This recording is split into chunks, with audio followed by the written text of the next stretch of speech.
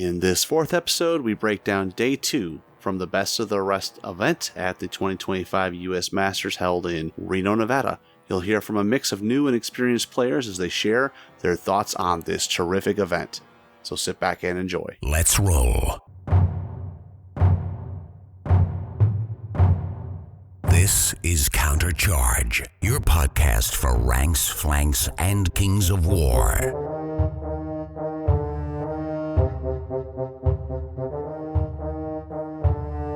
Join your hosts as they delve into the world of Panithor and bring you worldwide coverage of all things Kings of War.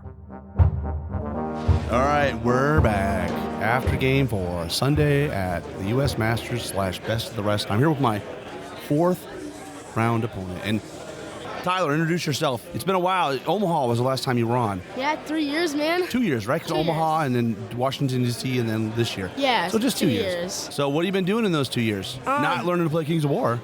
No, not at all. No, you were a good game. What have you been doing the last couple years? Mostly just sports and going to school. Sports? What are you playing? Lacrosse? No, I play baseball, football. I do cross country and ski in the winter. Where are you at? Minnesota. Minnesota, that's awesome. All the way up in Stillwater. Why'd you want to come to Best of the Rest and play? Because I've never been to any of the states that I went through, so it's cool to come through. And you guys drove with Robert Sawbine out of Milwaukee, right? Yeah, we drove. He drove up to Minnesota to our house, and then we went through South Dakota, stopped at like Wall Drug and Mount Rushmore. Then went through. You went to Mount Rushmore? That was my first time ever going there. Then we went through Utah and like Salt Lake City, and like Wyoming. That sounds awesome. It was so. How far of a drive? 25 hours. Love it. Bad, Love it. but not horrible. We're leaving right after. You're getting the hell out of here. Oh, we're just gone immediately. Zippy. The awards and going. Obviously, you wanted to really play at Best of the Rest because you saw it in Omaha. You thought, man, this is a really cool thing. You didn't play because you didn't bring an army back then. Why didn't you bring an army for Omaha? I didn't know how to play back then. Would you say you know how to play now? I know how to play. I know the rules. I can win my games, most of them. All right. Well, you made an ogre list. This is 2,300 points. Share with the audience what you brought. I have a no shooting list. It's probably going to get changed after this tournament because I ran this in my first tournament, and I did pretty well. And then I got a Northern Alliance army, which had some shooting, and it worked pretty well, but it was a little too complicated for me. I wasn't quite there yet. So you built like a very Malay, this is a very Malay-heavy army. Only, yeah. And there's no shooting, there's no spells. Yeah, I'm coming back with this one. I'm doing better. I'm 1-2-1. Should be 2-2, but I'm 1. You're not bitter about that, are you? Are you bitter about that? Extremely. Okay. And who was it that drew with you? Johnny Walk. Johnny Walk. Johnny You had Walk. ogres, so you let ogres draw with you? It was like we didn't even try. We just put everything in the middle, smashed each other, and I killed my Grokkamok, and he has siege breakers in the flank. So instead of turning around, like pivoting and turning to face him, and he wouldn't have died, I would have. That was your game 3, right? Yeah. Did you see the shirt that he was wearing? Yeah, 100% baby seal. Right, but he was supposed to be the baby seal. He didn't know he was actually going to be able to club a baby seal, but he didn't club him. What's up, man? He just drew you. I should have won, and I did. I accidentally rolled a 1, so went 1 inch with my Grok. So he flanked Grok, killed him, and then we tied for point. We were tied on the token, so the token died. We both had 2 tokens. We tied. So from that little mistake right there, I tied with him. And another mistake I had on earlier it wasn't a mistake. I was just kind of losing. Wasn't playing very well. It was kind of shooting me and blasting me away. So I had my Crocodile Wrangler and Siege Breakers coming off the hill, and I killed the Siege Breakers on a super lucky roll, and then I just kept moving up, and then I should have won that game, but it's okay. He played a great game. He's a good player. Yeah. For my school. Well, what's in your list? Let's go over it. Okay, so I have. And did you write this list, or did your dad write it for you? No, I can't write lists for crap. Obviously. So your dad helped you, but did you tell him like what you were hoping to have in the army? Well, I was gonna bring my Northern Alliance, and last second I decided to bring the ogres again, and I'm gonna kind of run with that and put some shooting in it probably for next tournament, and then eventually run Northern Alliance again. So basically, I have 3 warrior regiments and then 1 large warrior horde. I have 3 siege breakers. 1 siege breaker has they all have big shield. 1 has headstrong, 1 has fury, and 1 has staying stone. Staying stone, yeah. And then I have a warrior chariot, which kind of bold decision. Warrior chariot. Bold decision, yeah. What was the thought process there? You wanted to play chariots?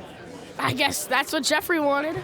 Your dad? So you're blaming your dad for this? I don't know. He's the one that gave me the list. Okay, all right. Well, I think maybe he felt you didn't want to do shooting to really focus on melee. So because you could have done the boomer chariots. Oh right? yeah. But I think the warrior chariots are cool, man. Plus, it's a cool choice. Nobody brings them. No one does. And it was a troop, right? It was just 2 of them. Yeah.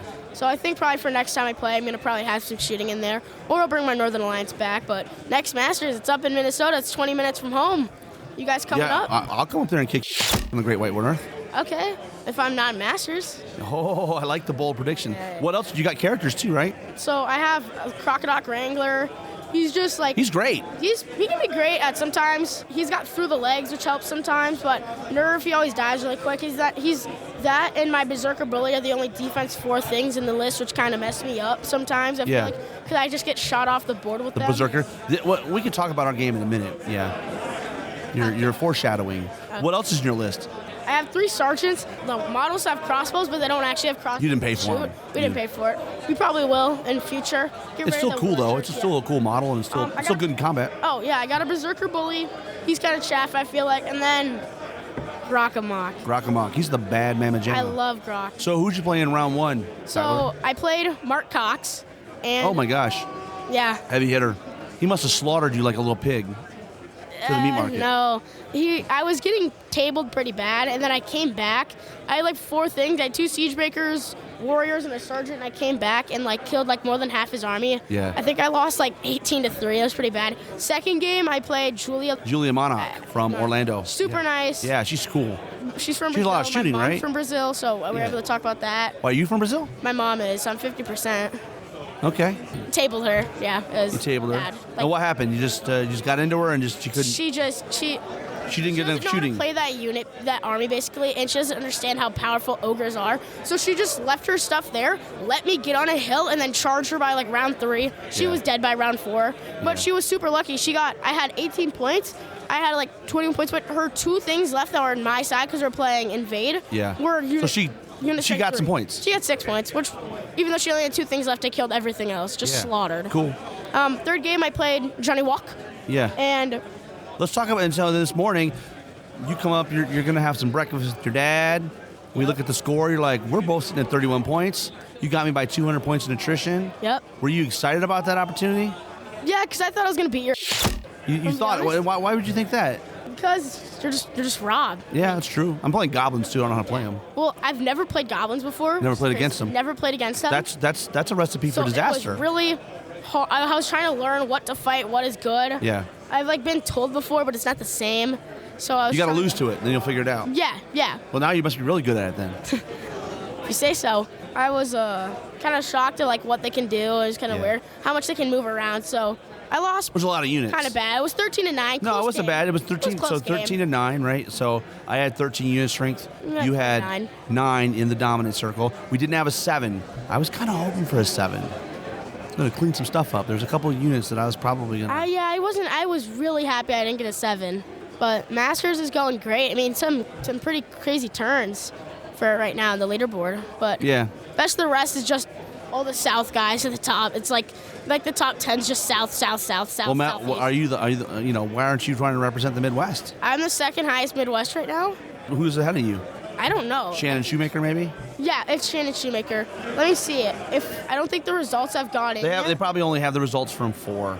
Yeah, but I was sitting countercharger. You and me were tied for countercharger. Well, I can't get countercharger. I'd give myself the award. I hope I get countercharger. That'd be the coolest award for me because it'd be cool to get top, but countercharger can hold up the big bottle of whiskey, not even legally able to drink yet. That'd be cool. Yeah, I'm looking at the results right now. Shannon's ahead of you, and then you. But you could also argue you're the worst Midwest player because there's only 2 of you here. There's only 2 Midwest players? That's what it says. Oh, so I can argue I'm the best. I'm the worst. You're the worst. I'm the worst Midwest player. And second. But you know what they say? You know what Ricky Bobby says about being second? It just means you're the first loser. Mm-hmm. If you're not first, you're last. Exactly. You see the movie. Okay, good. No, I haven't. I just know the quote. You just know the quote. So talk to me about these Vikings shirts you're wearing. Are you a Jefferson fan? Obviously. Born and raised in Minnesota. Yeah. Hard what are they going to do this year, though? Because they lost their quarterback. We didn't. We have J.J. McCarthy. J.J. McCarthy's... You're a Detroit Lions fan. But I hate Michigan. My wife went to Michigan. I went to Michigan State, so I hate Michigan. Why do you not like it? They're bums. They're bums. Oh. So you think he's the next coming? He's going to be the greatest quarterback ever? I mean, he's not. I don't know if he's going to be the greatest, but he has potential right now.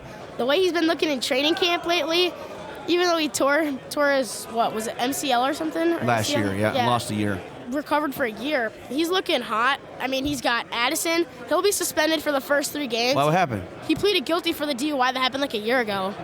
Jeez, you're up on your football, man. Oh, yeah. Like a year ago, Addison was in Cali, and he got caught going like 100. He had a DUI. Well, don't worry. The Detroit Lions are going to kick again, all up and down the field. Yeah, you're only going to be good for 2 more years, though. Who's your quarterback? Jared Goff? He's like 40. Hey, you wish you had Jared Goff. No, I don't. He's 40. And you wish you had our, I'll give you Jefferson. He's bad mamma jamma. And Addison's pretty good, too. Addison is great. And we got Hawkinson. He's great, too. Okay. Came from the Lions. Yeah, well, you know what? We upgraded a lot Sam better. Laporta? Sam Laporta's the bomb. He's pretty good. Come on, you got a minute. He's pretty good. Yeah, he's pretty good.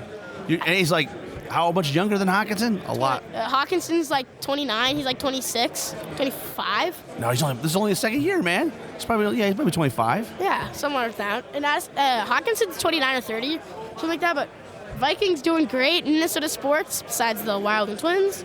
They're not very good. Wild and Twins. What about the Timberwolves? Timberwolves are awesome sauce. They've been winning. Anthony Edwards, every year he lost to the Nuggets. We beat the Nuggets. He lost to LA in playoffs. We beat LA. We lost to the Mavs. We beat the Mavs. Now we lost to the Thunder. We're going to beat the Thunder and win the championship. So you beat the Thunder. You lost to the Thunder in the finals? In the final. Well, going to the finals. Oh, the semifinals. Yeah. Okay. We're getting back to Kings of War. Yep. What's your next army? Your Northern Alliance? Well, I'm kind of been switching off with the Ogres and Northern Alliance. I really like the Northern Alliance, but what do you like about the Northern Alliance? I run a 3-giant Northern Alliance, so so Harem and 2 giants? Harem and 2 giants, and I run 2 snow trolls, 3 snow troll primes, 6 regiments of dwarves, dwarf warriors, like little ones, like Chaff. Yeah. What else do I run? Oh, Frostclaw Rider and 2 pack hunters. Nice. A little shooting and stuff? Yeah. But, I feel like when I use shooting, I'll do maybe 1 wound a game. Yeah. But when someone else is shooting, 6 wounds, 7 wounds, like you, Robert. I have, 60 shots in my list. Oh. And you have a lot of higher defense, so it's harder for me to get. But once I get in range and start pinging you with them trombones, it adds up. Yeah, I was slowly getting up, and then once we got into combat, I came back a little bit. You did. So early in the game, I was taking a few things off. I made a couple big charges. Let's talk about the play of the game, as you will. So I'm sitting on the hill with a horde of Luggets. The Luggets. Right? And who am I looking down at the bottom of the hill? Grockamok. So and by the way, I shot him with the mop-up launcher, so I've got dogs on my unit. So I got 35 attacks, 5 with Crushing 1 and 30 with Crushing 1 and Thunder 1 off the hill. What were you thinking? What was going through your head? You think, I'm going to survive? Dead. He's going to turn around, pivot, kill my siege breakers. I'm only going to get 3-4 points in the circle. It's going to be a bad game. But you do 8 wounds to Grok. Or was it 7? No, I needed 7 to kill him. So you're brutal. You need 7 twice to kill him, and then you roll a 3. Beautiful. And I didn't waver you. Yep. Yeah, so I rolled pretty poor. Yep. Well, your dice this game at the start were pretty hot. Yeah. Did you take a picture for your mom to show you what Grockamok looked like before? Because I did Raffle Stomp you. I don't even think my mom knows what Grockamok is. Yeah. Because you countercharged with Grockamok and you did 5 wounds, bro. I did 5 wounds. Yeah. And then I pasted you into the wall. Well, yeah, you're a dash 22. Is Grockamok supposed to... No, man. Hey, man. You're the one that put him in the position to get run over. Was Grockamok the speed bump today? Was he the what? The speed bump. I guess so. The bug or the windshield? Speed bump, but a big speed bump. Also, the other play where I had the Warriors all the way on the left side against your, what was it? Against one of your units. Maw Beast Cavalry. And probably. I needed to roll not Snake Eyes. I needed to roll Boxcars to kill him, and I rolled Boxcars. You did. It was one time. Yep. That was a highlight. Yep. So you end up 13-9, unit strength in the dominate circle, 13 to me, and I ended up killing what? 1,510. And then you killed 1,150. Something like that. Yeah, so it was a small, it ended up being 16-5. That's respectable. I mean, to be fair, we were both at 31. We were both in the middle of the pack. Yeah. And now I just jumped you by 11. So, you better bring your A game in game 5 if you want to catch me. Well, I guess so. I'm probably going to play someone who's 1 and 3 or 2 and 2. You had 36 points. Mm-hmm. So somebody could have had 2 smaller wins. Yeah. Yeah, and then my maybe 2 big losses. Big and my 1 tie was big. I mean, you lose like a champ though. I mean, You took it gracefully. It wasn't that I played wrong. I didn't play very great. Let's talk about that. We're playing dominate. What do you think you should have done differently? I should have made it more in the middle and not spread out Yeah. like I did. I was scared of your dogs on the right, which I should have been. You shouldn't be scared of those guys. They only have 12 attacks. I should have realized I should have just pivoted. Yeah. I think the other thing is, do you remember when you got your siege breaker behind the regiment of ogres? Yep. And then I sent Grunt Longnail in there for like 3 turns. Oh, yeah. To fight and you basically you stuck. You boxed yourself in. So what did you learn from that? Try not to get them clumped up and try to make them be able to get around. I mean, keep them back enough so you can make a pivot if you need to get them out of the way. Oh, yeah. You were so close that you were basically stuck. You could start side shuffling, but it took you a while. Yeah. And all the time, Grup's just holding that other unit up. Yep. Freaking Grok Longnail. Grunt Longnail, were you jealous of him? Yes. Yeah, not as good as Grokkamok, but... No, but mine only costs 100 points. How much is Grokkamok? 230? Let me see. Oh, yeah, 230, you're right. Yeah, so I think I got more better value for 100 points. I mean, did Grok kill anybody? Grok didn't kill anybody. No, yeah, he did. He killed that one arm. He and a sergeant double pushed. Oh, you're right. He got the mincer mob. That was easy, though. I got lucky. Well, yeah, I mean, you're crushing 3. Yeah, I got lucky on the mincer mob. I rolled high nerve. Yeah. And your chariots didn't do much either, I don't remember. Didn't they just get shot off the table? My chariots? Oh, yeah. That's like all they've been doing lately. Like the chariots have been just feel like they've been chaff. Last game they did the most wounds. They did like 4 wounds to something. And I was like, oh my god, this is amazing, because they usually die right away. Right. Because people think they're scary. They're gonna do something and they kill it and they're like, oh, they were worse than your warriors. Right. So what are you hoping for in Game 5? What army do you want to play? Yeah, you want to win, but what army do you want to play? I've never played elves, but I do not want to play elves. Actually, that's not true. I played elves twice. Your dad plays elves sometimes, right? I know Jason Burr plays elves. I played them. Second game ever played. First Did you beat him? I played. No, I got smoked. First game ever. They don't let off the gas with you? Oh no. They're just gonna hit you with a bat. Oh, me and Jason, we fight all the time. Like in a friend's way though. Yeah. But like my first ever tournament, I added this ogre list. First game I played was against Philip. He's here at Masters. Philip Cox. Philip Cox, yeah. And then second game I played elves again against Jason.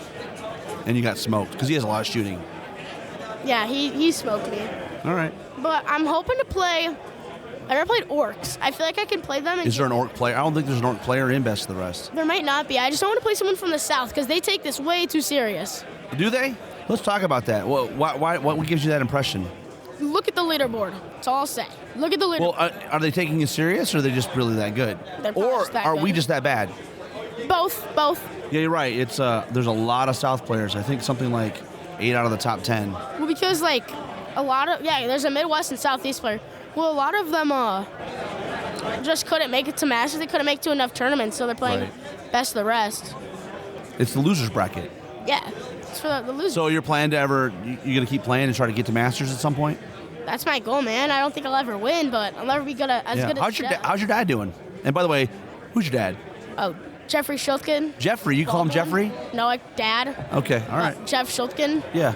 He lost his first game to Keith Conroy. And Kreese was playing what, Herd? I don't know. You don't know the armies? Why would I know? I'm not playing Masters. Okay, all right. But your dad's playing Varnger? Yeah, he brought back his Varnger. The one that he took to Adepticon, right? Oh yeah, Adepticon. And Did he win Adepticon?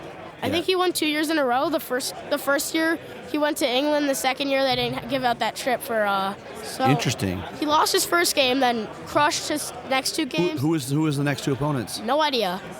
They're just nameless. They have names. I just don't know who they are. Okay, fair enough. But then he just won his 3rd game, so he's 3-1. He was sitting at 4th, so he's probably sitting at like 3. So he just won his 4th game. Yeah. That's interesting. Well, hopefully he can get in the top. So who did he play? I don't know. Man, you're not helpful. You're supposed to be a good podcast host. Dude, I'm not in Masters. I know Best of the Rest. You're not following your dad's progress, though? No, I'm not watching him. I'm playing. No, fair enough. You're here for your own. Yeah, I'm here to win. You're here to win your own event. Are you going to win? Game 5? My game 5. So if you get to game 5, you'd be 2-2-1? 2-2-1, yeah. You know what that is? Countercharger. Yeah, it's countercharger. You just got to win. That'd be so awesome. Yeah. To be the only one who's underage, just hold up that big whiskey bottle. Yeah. Or maybe I could win Best Sportsman. That's my goal. That'd be awesome.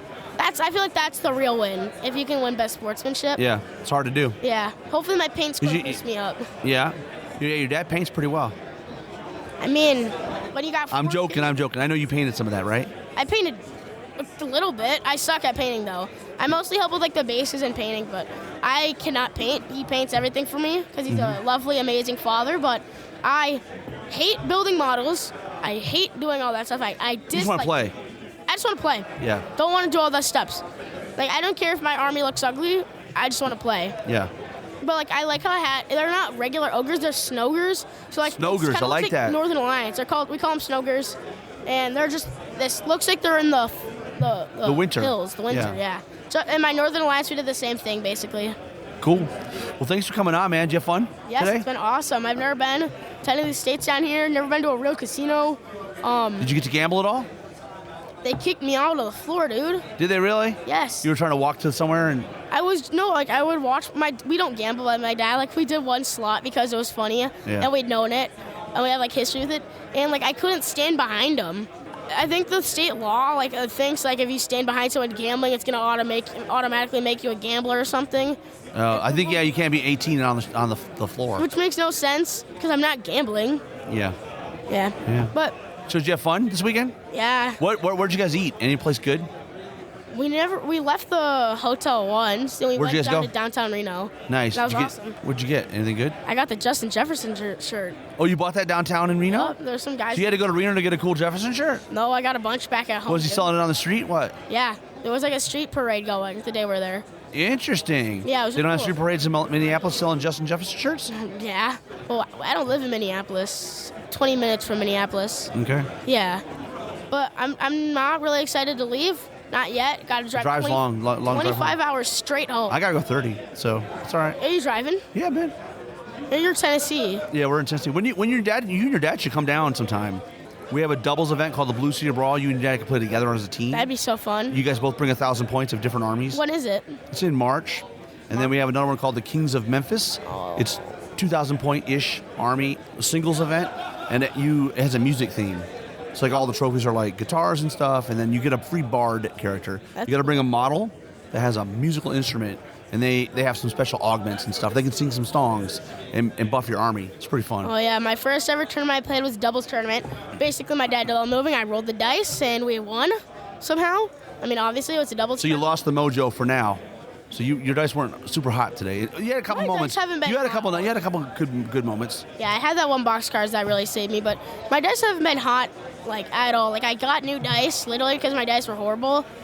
They were pretty decent, but my dice have never been, like, You crazy. asked your dad to buy some Baron dice. They were pretty. You like my dice, didn't you? They were really cool, yeah. Yeah, you know what you should do if you're playing Northern Alliance?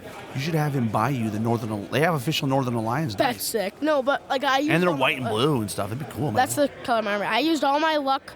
I would always roll for my dad. If anyone, like, knows if they ever played him in big tournaments that I was there, I would almost always roll for him. Mm-hmm. Really cool if the opponents actually let me roll for him. That's cool. So I'd roll for him, and I would just be weirdly good at it. It was weird. Anything else you want to share with the audience? I mean, my games were great. All my opponents were great. Our game was... It's fun. Was it was really fun. it was a give and take. I punch you in the face, you punch you back. You killed a lot of my stuff. Killed a lot of your stuff. It was not I made mistakes. You got super luck. It wasn't like that. It was just you've been playing longer. You have more experience. Well, I know how to play against ogres. I played ogres a long time. Yeah. So, you like you said, you positioned the things a little too tight, so I was able to bunch you up and hold you over in the corner a little bit. Yeah. Right? And then I spread out a little too You spread out a little too much. You got to keep it together, man. Yeah. Keep those guys It moving was forward. more of just a skill. You've been doing this for longer. You'll get better. Well, you're going to get better. You're going to keep playing. Do you ever beat your dad? I never played him. You've never played your dad, ever. No, he doesn't want to play you? No. Why would he? He's just gonna beat me. He said he doesn't gain anything from it. Like, we don't play each other. So who do you play mostly? Tournaments, or we'll go to Game Center and they'll have like once a month or something. A bunch of the guys will go out. That's like in Minnesota. It's in Roseville. Yeah. You used to be part of Fantasy Flight a long time ago. Fantasy Flight? Yeah, the game store, the game company used to own it. Oh, yeah. I remember that. Yeah. Yeah, but Awesome. I focus mostly on my sports in school. But like this can be an extra hobby I have on the side that I can go to tournaments with my dad and play and try to get a couple wins. What position do you play in football? It's undecided yet. This year for football, it's crazy. Is it what grade are you going into? I'm going into 8th grade. Okay, so it's like last time we were on the podcast, I was going into 6th. My goodness. So what are you playing baseball? Oh, I'm the catcher. I play starting catcher. Okay. Yeah. You like playing catcher? Oh, it's awesome. I love it. But I play on a traveling team. My team actually just won a state. Well, you're not there? Yep. I missed the game to go, but I played in the 3 games to go to state, and we won all 3. So what happened? So you didn't play and they won? Yeah, I was driving up here. Well, man, that's a bummer, man. I know. So we were not even 500. We were probably like 10 and like 20. We're not very great. My team's not very great, but it's okay. And all the teams that were really good played each other and lost. So we just played all the bad teams and beat them. And then we played one good team, and somehow my team pulled it out, and they won. So now we're technically Gopher State champions, and we get to go to a Twins game and be, like, honored on the field or something. Dude. Yeah, but I missed it. So, like, we had our backup catcher probably play all game. Because he broke his hand at the start of the year, and then all he wanted to do was, like, when he got back, he's like, can I play catcher? Can I play catcher? And they're like, dude, you broke your hand for, like, 3 months. You can't just come back and play. Well, awesome, Tyler. It's been fun chatting. Yeah, it was awesome. We'll have to catch up after you win your Game 5. I hope I do, man. All right. Wish me luck. Thanks for coming on. See you later. That was a fun game. Yeah, man. We're back. We're with some guys that have been playing Best of the Rest. We did not have Dustin on all weekend. You used to live in the northern part. Used to play with Jeremy and those guys. Oh, this is live in San Francisco. San Francisco. Yeah. And now you've moved to Reno. We did. We moved north, yeah. But you moved from one community to a better community? Ooh. Is it going to hurt Jeremy's feelings, let's say? There's more of you. There is more of us. I wouldn't say better. I mean, like, there is more of us. Yeah. It's true. I do have a lot of fun. Yeah. Nick is over here, and I came up one time You on can a just slide visit that over, for a Nate. week. Yeah. And we played. I think I went through a gauntlet just playing with you guys and just had so much fun. And Don't worry about it, Nate. Just come up. And I did have a better experience, I'm not going to lie. Yeah, there you go. Awesome. Hey, so Dustin, give us a sense. How long have you been playing Kings of War? Second edition? So how many years is that? Second edition dropped in 2015. So probably like a year or two after that, so 2016, 2015. Okay, so like 8-9 years probably or something, yeah. Probably, yeah. My math's probably off. But I mean, there was that years. blank period of COVID, so maybe like take 2 years off. You don't play UB? I do not. I need to get on that. I definitely need to so get what? on that. Every time I've met you, you've been playing, or every time I've seen you, you've been playing EOD. Yes, in tournaments it's always been EOD. At our store, the 2 that I play is mostly EOD, but sometimes I'll mix in other stores. And what'd you play this weekend? EOD. Because that's the winning army. Hey, Empire of Dustin? Yeah, Empire of Dustin. I love it, man. James never heard that before. That's a good one. Well, let's go around the room. We've got Nate. We got Dustin, as we mentioned. We got James Taylor. I love that name. Do you ever get the reference like from Office Space where the guy's named Michael Bolton? Yep. All the time. Yeah. And then we got Nick Freese. Yep. Why? It's Freese, but it's spelled weird. F-R-O-E-S-E or something. Yeah, so when my grandparents came to the States, it was during World War II, so the typewriters didn't have the correct keys to put in the German way. So this was the closest we could get. I like that answer. So let's start with Nate. How did things go today? I had a great time today. I did get my first win, my final one, and Who was that against? that was against Daniel. Oh no! Does that mean Daniel's 0-5? It does. But you know what? There's only room for up.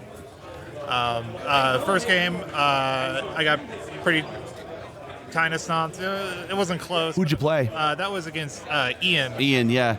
But after, like, he gave me some tips on what he thought I could have done differently, and Yeah. I put that in my last game, and it worked out. How was your weekend? Did you enjoy it? Oh yeah, absolutely. The coming weeks coming up to us, everyone's telling me like, "Oh, you'll love it, the tournament." Everyone here is like, everyone Yeah. in this community is super great, and it's absolutely true. That's awesome. You gonna come back to a tournament sometime? I would like to, yeah. Yeah. Let's go over to Nick. You're rocking, kicking butt. Well, you 6-0, 5-0, 5-0. Oh my gosh, no, 3-2. That's good. The What was Empire of what was Dustin. your prediction? What was your prediction? My prediction was 3-1-1. Tried really hard to convince Dustin that we should just do a 10-10 draw, and he said no. I need he's to gonna teach you whoop a your ass. lesson. And I woke up and my army was gone, and it was just So over. it was a hard loss. You know, get any every points? loss is hard. I mean, against Did Dustin, you get any it's even points? harder. Did you get any points? I don't think so. what was it? 4-3, me. Yeah, so you might have gotten some. maybe. I don't know. But how much did he kill of your army? Oh, like 1,700 And what did he lose? 1,000. 900. Okay, so it might have been a 18-3 or something. It was rough. It was not a good showing for the dwarves. You know, I guess Dustin just has a lot of hate in his heart, and I had to receive it. But here we are. And who'd you play in game 4? It was the other Goblin player. I think his name was. I thought it was like Zach Clark. Clark. There we go. But yeah, played Zach against Clark. him. All right. We get there eventually. Yeah. He had a lot of trombones. I'm still waking up from dust and just dust. Thunder stomping you. Yeah, But you rough. can't thunder stomp Freedom, but you can thunder stomp Nick Freeze. Yep. But yeah, no, Zach Clark was one of my first times ever playing Goblins. It was really interesting. Luckily, just with my Iron Guard, I was able to sort of just hold the middle of Dominate and try to sweep around faster than he could. It was a really fun game. Really interesting, yeah. You beat him. Yes. James, how were your 2 games today? I won both of them somehow. Holy Don't know crap. how. What was your prediction? My prediction was that I was going to go 0-5. No, what was your hope? My hope was that I'd win 1. Yeah, and you've won 2. 1-2. I have. Amazing. My initial hope was that I get 1 more point than him, but it doesn't look like it's shaked out that way. Oh, because his wins were 2. I think he's beating me on strength of scenario. Oh my gosh. Yeah, well, I mean, plus the paint points and stuff will get added. They have a sportsmanship score, and they got to play, painting points will get added in. But I'm not worried about these victories going to my head. I got 2 gentlemen right here who are ready to humble me some Thursday night. It's just Dustin. I'm quitting. Empire of Dustin can do it to you, man. Your takeaways from the weekend? I had maybe the best tabletop game experience I've ever had in my 5th You're talking game. about even better than BattleTech? Come on. I've had some great BattleTech games, and this was better. Wow. This was hands down. I got to see my army coalesce like math in front of my head. I saw shapes, I saw angles, and I took advantage of them, and I won. How about you, Nick? What was your takeaways from the weekend? It was really fun. I only played one person that I know. It was cool to have a... And how'd you like losing to him? It just gets easier every time, I guess. I don't know. You get used to the beatings. You still have a winning record against me. Hush. But not in tournaments. No. Right? No, in tournaments, too. Okay. Yeah, but those little ones don't count. 1-1. Okay, cool. No, it was a lot of fun. It was really cool to see how different regions play. There definitely seems to be different flavors, different metas. Well, give me some examples. The South is just super technical. Guys, we're going to take a break. We're going to go get our best of the rest scores. We'll be right back. We just got back. We had the best of the rest awards. Yes. Nate got some shout-outs for his awesome paint job. I think it's incredible. Second place twice in a row on paint for Player's Choice and the tournament. Yep. Super He's awesome. worked hard on them. I think if he takes advice on improving it, he could be an incredible contender in paint. Yeah, it was awesome. What were your final takeaways, Nate, from the event? Maybe things that you learned about strategy or playing the game, or just your overall expectations, were they met in terms of coming to this event? Did you have preconceived notions, right? And were they smashed? I would say everything was met. Everyone was saying, like I said earlier, how great the community is. I wasn't disappointed at all. I thought everyone I played against was, super gracious, super helpful. One of the things I wanted to do, or one of the things I was looking forward to most, was seeing what everyone else was painted and seeing what their armies looked like, and it was awesome seeing all that. Do you have a favorite? I kind of like Randy's. Randy Davis is a good army. Yeah. And the craziest part, Nate, he's colorblind. Really? Yes. You wouldn't be able to tell, right? No, his army looked great. Yeah. I think his wife helps him pick the colors. Like he said, I want this color green, and she tells him, and he puts it on. Oh. Yeah. And then, I guess strategy-wise, I think I got better slowly over the weekend. What was this, like game 6 or 7? For total, it would have been like, I think I probably had 10 games total so far. And 5 were this weekend. Yep, 5 were this weekend. That's great. So I got better at kind of looking for protecting my flanks, being a little bit more conservative and not charging too far forward, things like. And what did your partner think? Did she think it was awesome? Oh yeah, she had a lot of fun too. She paints minis as well. Yeah. Not for games or anything, but just painting. Yeah. So she likes seeing everything. And yeah, we had. You guys had a great time. How about you, James? I think we started to touch on your final thoughts of wrapping up the weekend, but we got interrupted by those darn pesky awards. Well, my first, in hindsight, looking at all of it, my first 2 games were exactly what I was expecting. I went in to play against players who were significantly better than me, and it went how I thought. You got drummed. I absolutely got drummed. That's what I expected.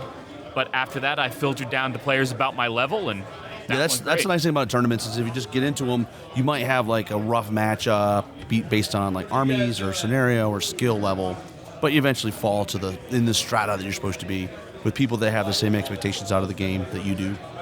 And I'm down towards the bottom, but I'm having a blast. Yeah. It was incredible. I cannot recommend a tournament experience enough if you're into Kings of War. It's a great way to experience the game. And we're joined by Empire of Dustin himself. So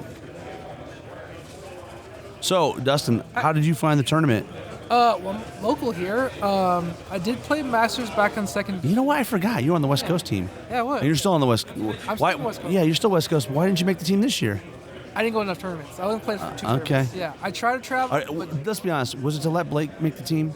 No. He was like top 3, I think, on the West Coast. Really? Yeah.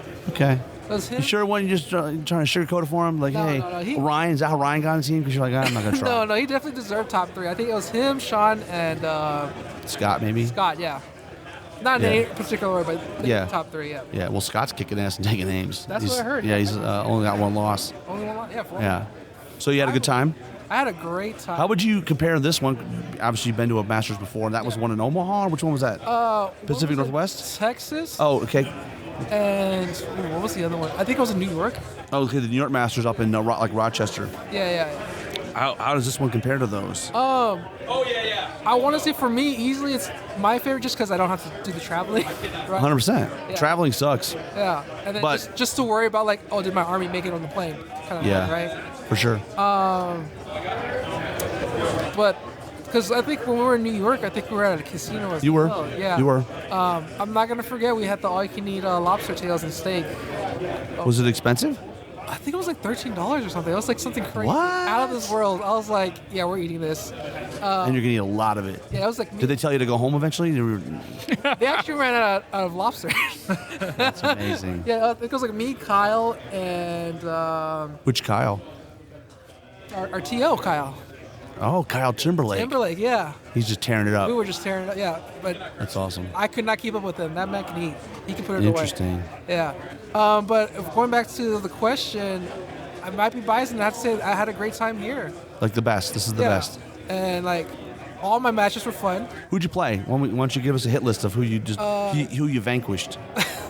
So the first game I think was Ian Mazakowski. Yeah, who won players? Best sports. Best sports. Yeah, must be. You must have voted for him because I definitely voted for him. I mean, his first. He's a great kid. He's a great guy. Really good. Yeah. And he was just a little rusty. I think he played better as long as. I think he doesn't get very many. The only games he get are on UB, and he hasn't been playing Basileia that long. So.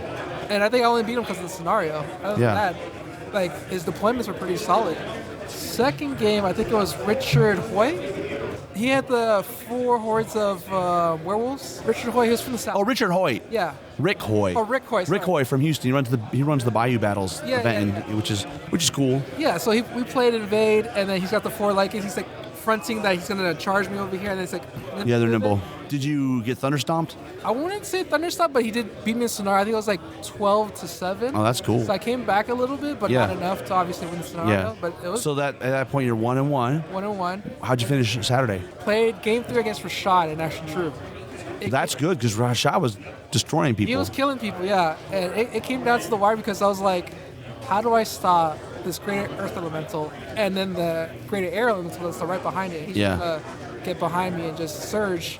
Which he did. He did it against Marianne and Behemoths, which hurt a lot. But I was like, all right, well, I saw that coming, so here's Shobik into your front, and I killed the air elemental, and he couldn't kill Shobik with the earth elemental, so I got lucky there.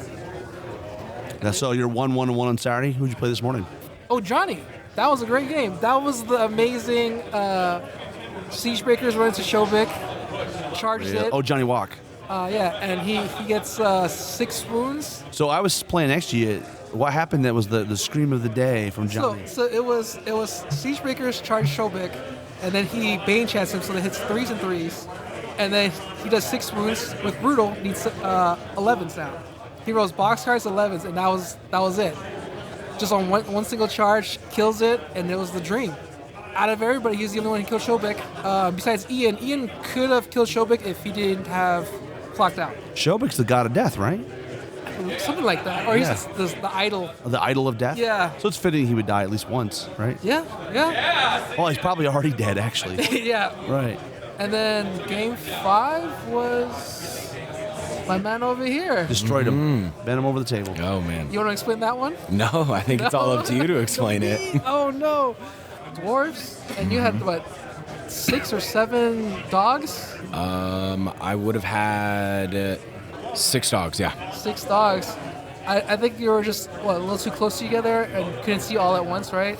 My dogs just did nothing to you. I did 2 volleys of dogs, and I think I did a total of 5 wounds to the mummies. So if dice was on your side or even averages, Yeah. right? But yeah, just didn't do enough, and then that heal came through, and next thing I knew, I was getting a face full of mummy. That is a face full of mummies if you don't kill the mummies, yeah. And then I had to deploy my slave guards against the sharpshooters, and that was the only way I could think of to even like counter you, because I was trying to rush up with the behemoths, and that was like 200 points a pop just running at you. Yeah. So, I took one of them out. you did. Yeah, so I'll take that. You almost took the second one out. You remember? You just needed a 9 once, and you rolled a 7. Oh, yeah. It was right there. So you say that it's a stomping. I say it's close just because scenario, but A win's a win, though, right? a win is a win. Yeah, this ain't horseshoes. No, really, man. Nate, what's your plan for the next year? What do you want to do? What do you want to accomplish in the game? I guess my goal is, since I got second place for painting, if I can get up to first place at some tournament, I guess that'd be my next. And maybe win maybe a couple more games. But the painting is what I like the most, so that's probably what I'll focus on. Got to lean into what you enjoy. Yeah. What about you, Dustin? You going to make the team next year? That is the plan. That is. Oh, you already hear he's going to make. So sorry, Ryan, you're not making the team next year. Your spot's been taken. I don't know. He's got a beautiful paint, so he's gonna score very good on his. Oh yeah, you're right. Because in West Coast, you guys take the total score, right? So that's going to hurt some people, but not Ryan. Ryan's good. I think Ryan does make it next year. Okay. Well, Ryan goes to a lot of tournaments, which is smart. He does. Yeah. He just goes and goes. He went to Adepticon. When are you going to come to Adepticon, Dustin? That's a good question. That's the one that I really want to go to. Just a big tournament, all the models there. I don't even know what to do. Like when I get there, I'll be like. Don't do anything. Just sign up for like one event and just show up and just walk around and check out all the cool stuff. That sounds like a great idea, actually. And pick up games. What about you, James? What's your next year going to look like? You've already like mapped out. This is my board that I'm going to be. What's your goal for next year? Well, I'm looking forward to trying to put together an army of some kind that's not the Sylvan Kit I've been running. They're a backup army that I've been playing, so that I have something tournament standard. So I'd like to build an army from the ground up, have it be my own, have it painted, and I'd like to win with it. Yeah. I'm hoping to get to at least 2 tournaments next year. One of them will probably be a local one, and then travel for one. Like Rexburg, Idaho, maybe. Who knows? Portland, Oregon, the Rose City Rumble, maybe. Maybe Johnny could point you to some really good ones in California, like Bay of Kings, or could be Bay of Kings. That's a hop, skip, and a jump from here. Yeah. What is that? That's in San Francisco? Where's that at? San Diego, right? Yeah, San Diego. With Braden, yeah. Yeah. I mean, it's still not that far. How far from here? Like 9 hours, maybe? Something like that. 9 or 8 hours drive. Yeah. How far does San Francisco from here? 4 hours. 4 hours. Oh, my God. You could be there tomorrow, right? Yeah, No problem. pretty much, yeah. What about you, Nick? What's your goal? My goal for the next year is I'm working on a Varangur army. So just get that painted up. I want to make it my travel army, so I'm going to be making like a display board. Travel army infers that you're actually going to travel. Yeah, that's part of the goal for next year is to start traveling. Okay. We've got a couple close ones, so I'm going to do my best to commit to making it to them. So like Rexburg, Idaho? Yeah, something like that. Maybe down to, San Diego. Just ride with Blake, man. Yeah. Or Ryan. Those guys go everywhere. So that also means you're going to travel with me to Masters, right? Maybe. If he can make the team, you got to step up his game. Yeah, gotta do better than you guys are cutthroat, man, up here, man. How's your team doing, by the way, in the Masters? How are we doing? I saw that you had 2 guys at the bottom playing, I think, or 3 guys. Might be like 4 or 5. Yeah, we got a couple. I think I remember. I read Ryan and Blake are both 0-5. Yeah. Yeah. I think that's what I mean. And then Nick and Nate are 2 and 3. Yeah. And I know Chris is down there too. Nick Murray and Nate Murray are both 2 and 3. Yep. Uh-huh. All right, that's 4. Scott's good though. Scott's 4 and 1. Yep. All right, that's 5 of the players. Who's the other 3? I think Chris, I don't know Chris, what his record is. I'm not sure where Chris is at. I think he's like 2-3, something like that. 1-4, one and or the I think Danny's pretty close to that, 2-3 or 1-4. And who's your 8th player? Sean. Sean, yeah. Oh, Sean Polko. He's got to be up there, right? He's got to be winning them all. He better be. He better be, yeah. He didn't have a good first day, but I think he's doing good today. Yeah, I think he's doing good today. I think he's up today. So he's got to be 2 and 3. Yeah, most likely, yeah. So we got like 5 guys, and 2 and 3. That's awesome. Any final comments, guys? Anything you want to share? You guys are just whipped. It's been a long weekend. We're just happy that we don't have to play a 6 game, to be honest. Yeah. You know what? 100%. I don't like 6. I've never done a 6-game tournament. It would be rough. Yeah. Especially 3 and 3. Had a great time. Recommend it to anyone who's interested in Kings of War. It's a great way to learn is at a tournament. It sounds counterintuitive, but hell of a way to learn. You guys are all Jackalopes. How do we connect? How do people connect? Like, if somebody's listening to this in Reno and they don't know you exist, how do they find you guys? Comic Kingdom, Thursdays. Yeah. Comic Kingdom Thursdays at 5 o'clock? Around 5 o'clock, yeah. If you go in, if you see Cody or Will, Cody's the manager, Will's the owner, just ask for Kings of War and they'll put you to us. And they'll get you the You'll be in the safe, gentle hands, the safe, gentle waters of the harbor. Dustin will take care of you. He'll teach you how to play real. And, you know, you guys got a lot of new players. James and Danny and a bunch of... Yeah. Oh, Dan, not Daniel, sorry. We also have a Danny. Discord if you want to play. Discord? Yeah. Mm-hmm. You guys have to give it to me so we can plug I don't know what's called, though. Or what's our... Is it for the store? No, I think it's just for Jackalopes. Jackalopes. Whoa, Danny probably put together, huh? Yeah. There's one for the store and one for Jackalopes. Whoa. Yeah, it's just called Reno Jackalopes. Okay. Yeah, just Reno Jackalopes on Discord. And you guys run 2 events. You go on April Fools, which is what, in April? Yeah. It's like And the first weekend of April usually. Something Right? like that. And then you've got... It's like November. What's the other event you guys I think run? we just call it Jackalopes. Jackalopes. That's in November? Yeah, it's November usually. Yeah, that sounds How is the weather up here in November? It can be rough. It can be icy, yeah, you can have like really, really nice days, and then the day before you're traveling over the hill to get to us, it's like 7 inches of snow. Interesting. So that one seems to be more of a local scene. We don't get a lot of people who want to risk the mountains. Yeah, weather here is fine, but it's the mountains that'll... Coming here is hard. Yeah. Well, guys, I really appreciate you guys taking the time off the weekend, man, and chatting with us about Kings of War. And so much. And I can't wait to get you guys back on. Yeah, there we go. Not Nick, because I've heard enough of Nick, but maybe more James and Danny. And No, he's just got to play well enough that you're forced to have him on. well, you know what? If you win tournaments, you'll be on. Make it the Masters team. Make the Masters team, you'll be on. Have you back on. Yeah. Well, thanks, guys. Appreciate you coming on. Thank you. Thank you. Welcome to Countercharge. I'm Randy Davis. And I'm Rick Hoy. Jose Vega. And I'm Rough Enough, and we're back after the best of the rest. I've got 3 of the cutthroats, I think. I don't know if I go that far. You're giving me too much But credit. 3 of the South. The South dominated. We were like a third of the field. Correct. Yeah. Correct. Kind of hard not to. So what were you playing, Rand? Best of the rest? You're playing Abyssals? Yeah, I brought my Force of the Abyss, my Cowboys from Hell. Did you change them though with all the new changes? Did you A little bit, yeah. I picked up the Lord of Lies model and the Sweet model. Berserkers. I was like, I really wanted the list has those in it just because I wanted to paint the models. But yeah, I changed up a little bit. Mark was using my dwarves for masters. Congratulations on Player's Choice. Thank you. I really appreciate Now, how much of that is your wife's doing? Because you're colorblind, so I'm assuming she's got to help you with the colors. Not her bag at all. That's 100% me. And truth be told, Player's Choice is the award I set out to. Because it's the coolest army. Yeah, well, for coolest army, but it's like playing in Texas. It's like so many good painters there. I know I'm not winning paint awards in Texas, but I figure if I get a cool enough theme that people like. You had to come to Reno? Yes, I had to come to Reno. Well, I got when I took the Army of Best of the Rest in Omaha, I got 3rd painted there, 3rd painted here as well. But the Player's Choice really means a lot because that's just like a great vote of confidence from the community. Well, sort of a Rick. You're playing Undead. Undead. Is that new to you or is that? So yes, I debuted this army in Lone Wolf in April. So this is the 3rd tournament I've taken it to.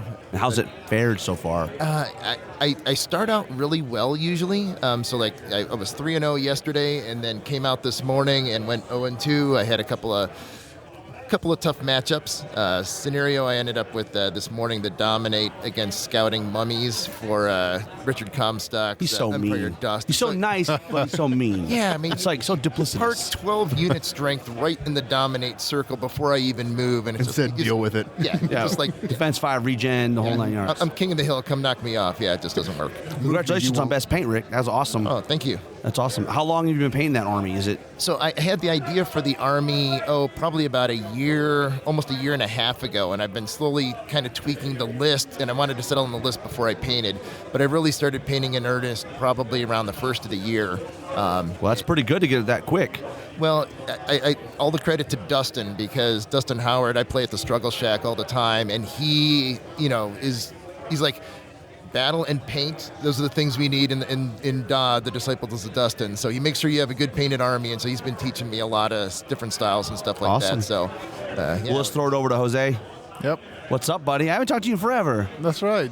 So Yeah. you flew, I'm assuming? You guys all flew, right? Yeah. Oh, yeah. And you guys are all leaving tomorrow? Tomorrow. I'm leaving tonight. Ooh, what about you, Jose? Leaving tomorrow. I came with my wife. We're going to go do That's cool. a little Lake Tahoe stuff. That's and- fantastic. Yeah. What army did you bring? Because you always have pretty armies.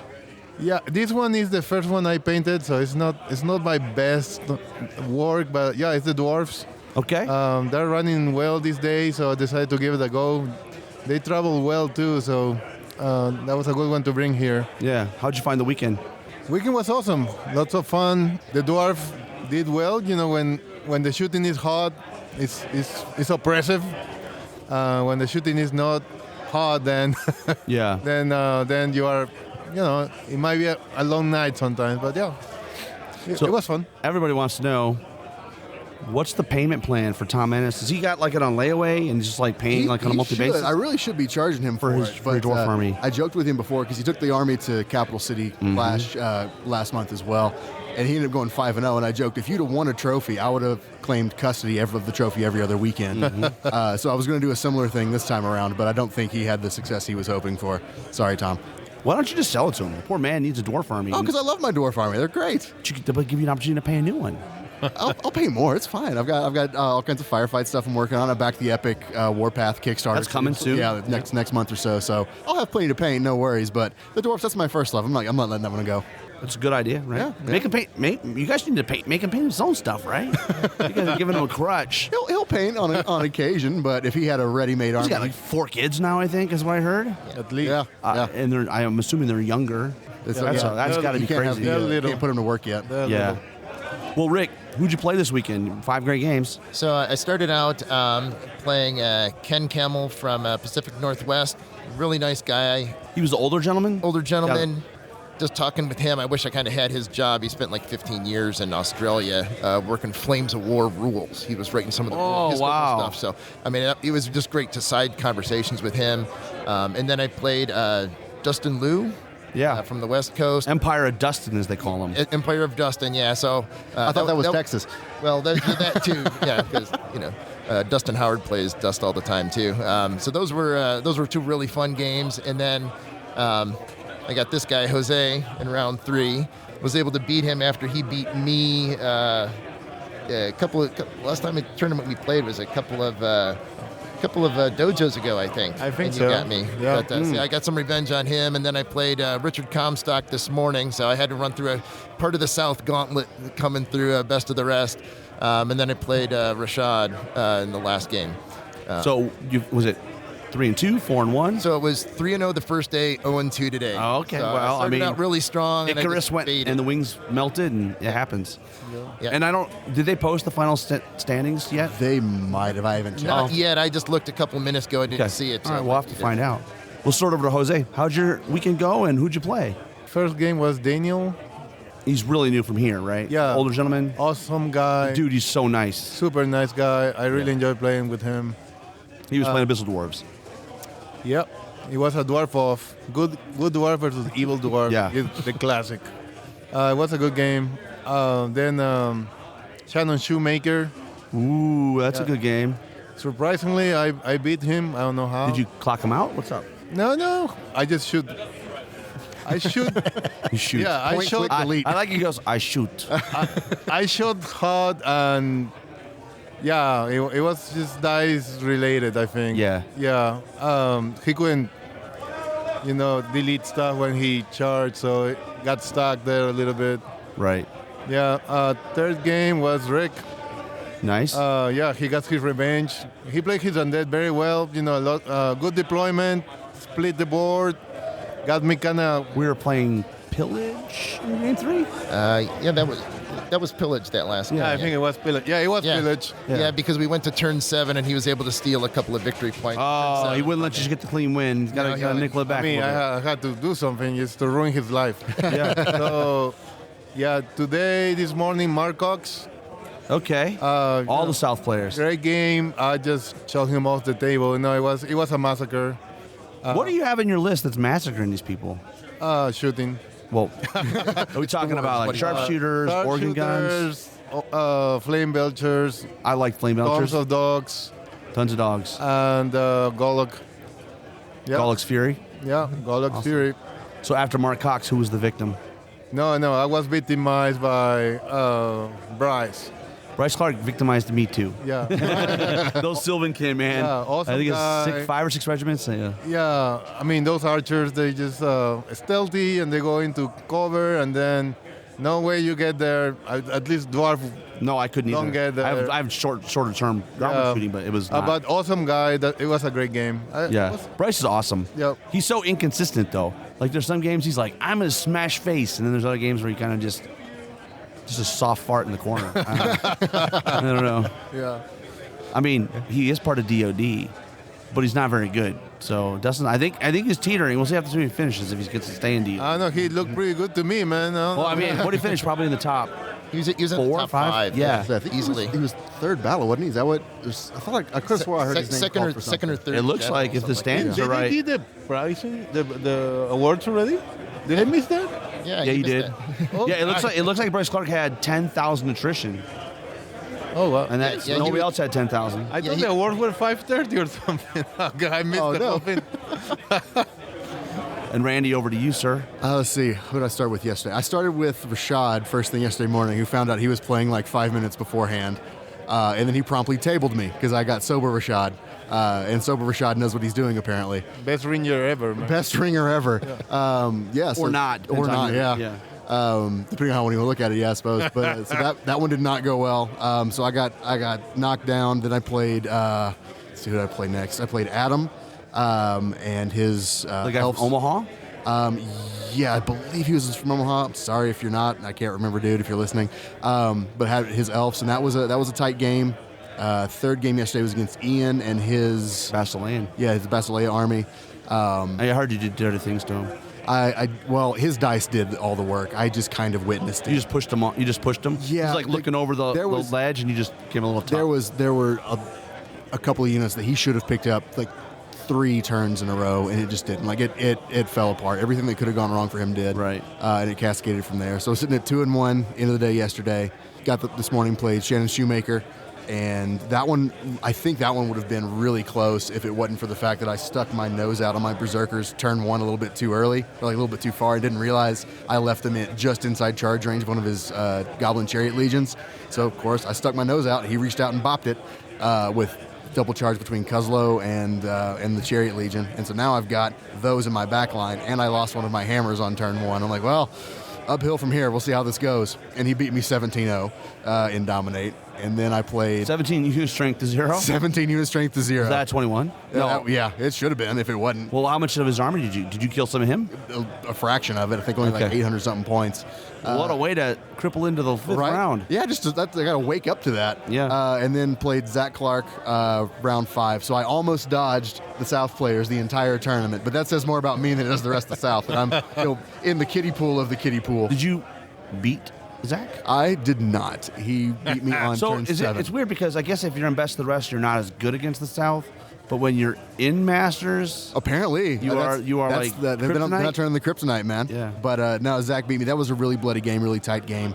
That one came down to like 1 or 2 rolls, but he ended up winning it, so bottom of 7 or top 7. 2 and 3. Yeah, 2 and 3, and then of course respectable. Soft score master over here boost me up into countercharger position and everything. So I'm here for it. Great. Well, Soft score's on the way, baby. Mr. Vega, what'd you think of the venue? I like the venue. I like the hotel is nice. Multiple restaurants, nice. Little gambling at night, potentially, with crabs and all that. Did you gamble or did you partake? No, tonight I will. Hopefully play some poker. We'll see. Awesome. We'll see. But yeah, having the dedicated space for Kings of War, I think that's, for me at least, that's the ideal situation. Then being I part like of a it. convention like at Dodger DC. Yeah, that's right. Yeah. How about what are your thoughts, Rick? I like having kind of a one-stop shop where you can just go to one place and you have the hotel and the venue all in the same spot. You don't have to like walk anywhere, and you have multiple, food options around. So I thought this was a great venue for an event like this. I also like the fact that Best of the Rest and Masters were all in the same ballroom. Yeah. So even in like almost butt to button sometimes, right? Yeah. Like, right Literally. Literally. Yeah. Yeah. Well, if it's Richard Comstock, he'll knock you over. I'm saying. I don't know. Randy was knocking over chairs yesterday. I did. Yeah, I stood up and one fell over, and I had stuff in my hands. Like, oh, I hope that didn't hit anybody. And then I heard the thud. Okay, we're good. We're good. What are your thoughts, Randy? I like they said. I really liked having a one-stop shop, having everything in one place. Like, it was great having the restaurants and everything here. One of the funniest things was when we got in on Friday. Of course, some folks had got in the night before, but we walk in here Friday morning, and Adam Ballard's recruiting people to come play in a Texas Hold'em tournament. That was a $20 buy-in at like 11 o'clock in the morning. And I'm thinking, I got to go have lunch. I just landed. I'm fine. I'm out. But everyone else around me was in. So, like, well, I guess I'm playing in a poker tournament. And as that went on and tables started consolidating, I started to realize there were only two kinds of people in that room. It was us, like 15 Kings of War players, and then nothing but regulars that knew each other and the dealers by name. And so as the table started consolidating, one of the regulars sits down next to me, looks at my chip stack, looks at me and goes, "Are you with the nerds?" I went, yeah, we gave it away. But overall, it's been a great weekend. Like, this is like the Masters weekend I look forward to every year. It's the penultimate, or not penultimate, but it is the ultimate community-centered event. Like, if you have not come to Masters weekend to play in Masters or Best of the Rest, you absolutely should. It is the cornerstone of the community. Like, it is the best of everything. It's fantastic.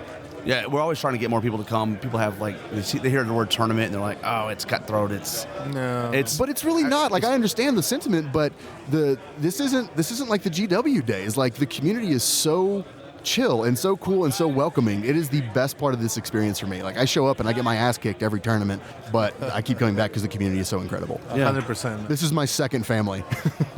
Yeah, I mean, the way Dustin describes it is it's the biggest bro-fest weekend you could probably go to. You're just hanging out with the guys that you see several times a year. Everybody just wants to catch up on everything. You're just sitting there shooting the shit all the time. So yeah. It's good. What are your thoughts? I love it, man. This is, like, for me, this game, it really changed my life in a good way. Like, just the quality of time off that I can get. And, no matter if they kick your butt or not, you end up, like, being happy just because you hang out with your friends. You play a great game. You see the beautiful miniatures, get a couple of beers. I mean, it's a win, man. It's a total win, and I love it. Is there any armies that were jumping out at you this weekend? There's some cool stuff here. Oh, Scott's. You can't miss Scott it when you Holcomb? walk in. Yeah. Scott Holcomb's is gorgeous. Yeah, we'll have to do a whole episode with Scott on it. It's ridiculous. For sure. That one sticks out. Of course, Ryan's was Ryan gorgeous Smith as well. Now, I heard a little damage maybe it warped or something in the suitcase. Yeah, so basically he had to connect through Vegas on the way up here, and basically his army sat on the tarmac in Vegas for like 3 hours before he caught his connecting flight. And so it was like 103 or something like that in Vegas. And so basically everything in because he put his whole display board in his checked luggage. He basically designed it so that it could fit into his largest suitcase that he had. And things just warped. Like the 3D printed buildings and stuff. Yeah, all of that stuff warped when it was sitting there. So he put it all together, and there's gaps. And you know what, though? That might make it look cooler, though, right? Because it's like, it's a premise is like something's ripping through the city, right? So, I don't know. Yeah, it works. Any armies jump out to you? Scott's army. I mean, that display board is the sickest thing I ever seen. And I'm from Texas. Yeah. So it's hard to impress me, but I mean, that thing is amazing. It almost looks like a Disney castle. Oh, yeah. It really does. Like, that's just, it's incredible. Yeah, the whole stained glass thing behind it, it just gives it a extra that you just wouldn't. He's got like a scented candle. Yeah. He's got music. Yeah, little like chants going on the background. Yeah. Did they dock him points for not making actual stained glass himself? His wife did it, right? And it's poured colored resin. But I tap on it; it doesn't feel flimsy. So right. Yeah, but He was worried about using actual, I think, glass because it would be heavy, of course. right? But I was like, ribbing. holy shnipe, man. That's It a looks lot of work. gorgeous. Yeah. But now it's done. We've seen it. Yeah. Go build something new, bro. What have you done That's for me old. lately? Yeah, what we got on? Now you got to top yourself again. Now you got to do, I don't know, some animatronics on the display board or something. I don't know where you go from here. Yeah. Any standout moments this weekend? Ooh. One of the ones that comes to mind, I didn't witness it, but I heard about Adam Ballard's legendary run on the craps table last night. Had something like 32 straight rolls without a 7 or something along those lines. They gave him a I think T-shirt. it's 33. 33. We're splitting hairs at that point, I think. Yeah. But Did he finally bust or what? yeah, I think he finally. But I don't know all the details. All I know was like the photo went around of the monitor because his name was up there as like highest streak of the day or That's something. amazing. So yeah, props to him. And that doesn't cease or never ceases to crack me up too. Like go figure that all the war gamers loved playing the gambling game with 2d6. Right. Yeah. Like we all know those odds in and out. Yeah. Absolutely. You guys have any standout moments? I just enjoyed all of my games, but it's like my game that I played against Dustin. I just felt so bad for him because he just could not make a nerve roll to save his life. I mean, and I just felt really bad for his next opponent because I knew that the dice karma was going to swing back his way and he was going to table whoever he had the next round. But the dice game like that's just what happens. You know, sometimes your dice get hot or your opponent's dice gets cold, and sometimes you just kind of have to sit there and just shake your head and laugh because Sometimes you jump in the pool, it's empty, right? unfortunately, you learn the hard way. Yeah. What about you, Jose? Yeah, I was trying to think about something. It's kind of small, but it just kind of like showcases like the spirit of the community. You know, when I was playing Bryce, like he let me, like, shoot something that I had forgotten to do, or cast a spell, and just kind of yes, he was kicking my butt, but yes, he was like a gentleman and a good sport. So just kind of the stuff that no matter if you're losing or winning, I mean, you enjoy it. We have very good etiquette, I think, as a community. No, he's not talking about the game where he kicked the crap out of me. Then. No. Oh, we covered that one already. Well, and those very nice to deep, you. dark tones can't be anybody but the dice cancer man himself, Mark Cox. How are you doing this weekend, Mark? I was spreading my cancer love around for everybody else in the Masters. It's great. Fantastic. I did good. I went 3-2. And you're playing Racken? What are you No, I playing? was playing Northern Alliance. Still? You played Northern Alliance? I didn't know. I didn't know you played Northern The Alliance. last 3 years, man. No. Is that the army that Ryan painted, or Ryan painted half of it originally, and I've been you swapping repainted in it all? units. Yeah, Awesome. I think there's. He doesn't let me bust his balls anymore. He used to let me bust his balls, but he went to yeah. So how'd your weekend go? It went good. 3-2, good. Yeah, 3-2. 3-2. All right. 3-2. And what were the standout moments of the weekend? Jose giving me a big fat 0. 21-0 blackjack. I think it was. Right? I think it was 21. No, I got like 800 21. points of attrition. Yeah. So maybe 20-1. You did something. I mean, Barely. Concession. And then rolling turn 7 like a gentleman, right? Hey, I haven't beat you enough. Let's do one more turn. Please, sir, may I have another? I was enjoying it, Good. man. It was good. I don't we had get to do it practiced too that game often. beforehand, so we knew it was going to be like. What are your thoughts on the venue? Oh, I love it. I was worried that we were going to be like in a dingy. You mean like something like Old Vegas? Or Yeah, something yeah, like Old Vegas, like on Fremont right? Street or something. You're like, oh man. No, I've been pleasantly surprised. I love Reno. I've never been here before. I was like, I was thinking like a casino and sort of you. I was like, Yeah. well, this is Reno. Isn't Reno like an old school? Like, you're like dirty, right? yeah, and it's like, it's got all the amenities of a hotel. Directly over Yeah. Yeah, it's got all the amenities of a hotel. Space is great, but then like you think about a normal hotel, it maybe has like one restaurant. Yeah. This has like 5 or 6. Well, yeah, places. casinos, they've got to have multiple restaurants. And so, I mean, from an amenity standpoint, pretty awesome. How does that rate, for you guys? I went to New York because we were in a casino there. So the New York casino was different, right? Like that was a horse track, and it was off season. They still had gambling and table games, but it wasn't like this is an actual like full casino. That's a horse track with a side casino with like a couple of tables, a couple of. They didn't have slot machines and stuff. I think they did. They had a few, but not a lot. Not like downstairs. Yeah. I'm not a gambler. But. I'm not either. Anybody catch? I didn't realize until I walked in that they allowed smoking in here. Oh yeah. Oh dude. Hit you like a I ton of walked bricks, in, didn't it? yeah. And I was like, I can't what is not that? smell it. Luckily, they don't let it on the second floor. That's why I stayed off site because I was like, I knew in old casinos they used to let people smoke in the rooms. Oh yeah. It's like I'm not sleeping in a. I don't know. Do they allow smoking in the rooms here? I think they probably got rid of it. Yeah. But I didn't want to take the chance that Yeah. it hadn't been a refurbished hotel. Yeah. Rooms are nice. Yeah. The first time ever, I put my dirty clothes in the pile, like in the floor. They took my dirty clothes, They fold them folded for them you? up, and they put them in a bag Nice. that said laundry. I was like, oh, okay. I was like, that's first class treatment right there. Sure, it wasn't a hazmat bag. Well, it could be. It could be. Smells so bad we have to seal it off. Covered up. How was everybody's flights in? Anybody have any big difficulties? No, surprisingly not. I mean, it was. I got with the first flight out of Dallas Friday morning. The time change threw me for a loop because I left Dallas at 8:30, landed here at 9:45. I'm like, that's not how time works. Hang on a second. So there was a bit of a slight jet lag, I suppose, in getting used to the time difference. Because then we're eating lunch. It would normally be like a late lunch became an early dinner, so I didn't have dinner Friday night. Interesting. Anybody else have any interesting travel? I was just surprised that there's no direct flight from Houston to Reno, of all things. So, I had basically had to connect through Phoenix, and the plane that I was supposed to get from Phoenix up here, basically the air conditioning broke, and it was sitting on the tarmac at 100 degrees, and so it was like 96 degrees inside the plane, and they're like, we're going to find you guys a new plane. So I got a little bit of a delay, but it wasn't too bad. So my plane broke for the one that was supposed to take, because I had a bounce flight too from Salt Lake, and Dustin and I were hanging out, and we got a notice update. Hey, your flight's been delayed an hour. Okay, cool. 30 minutes later, it's been delayed another hour. Okay, all right, well, whatever. 30 minutes later, your flight's been delayed another 106 minutes. And we're like, whoa, wait a minute. That's like a 4-hour delay. Right. But they were just gauging whether or not they could, I guess, fix or replace the plane. Because a couple hours later, okay, now we're back to a 5 o'clock boarding instead of like a 9 o'clock boarding like they had told us. So 2-hour delay, I think, overall. Not bad. Not bad. You're at the behest of whatever the airlines do.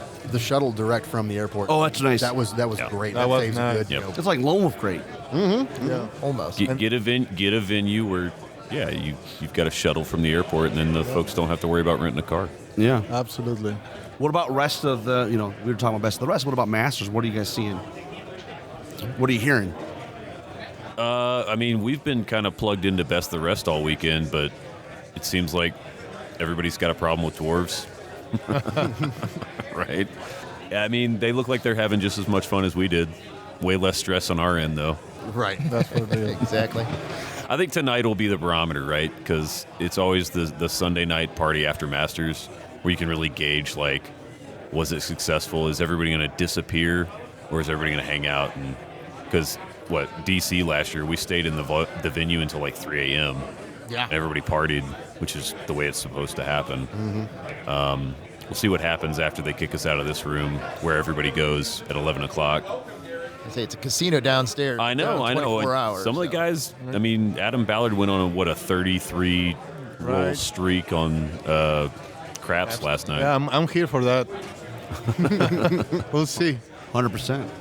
Anybody have any predictions? I haven't looked at that table yet. Yeah, I know it's Adam and... You know what? I'll walk over there and tell you. All right. Well, he'll be right back. How's the South been doing this weekend? You guys been tracking those guys?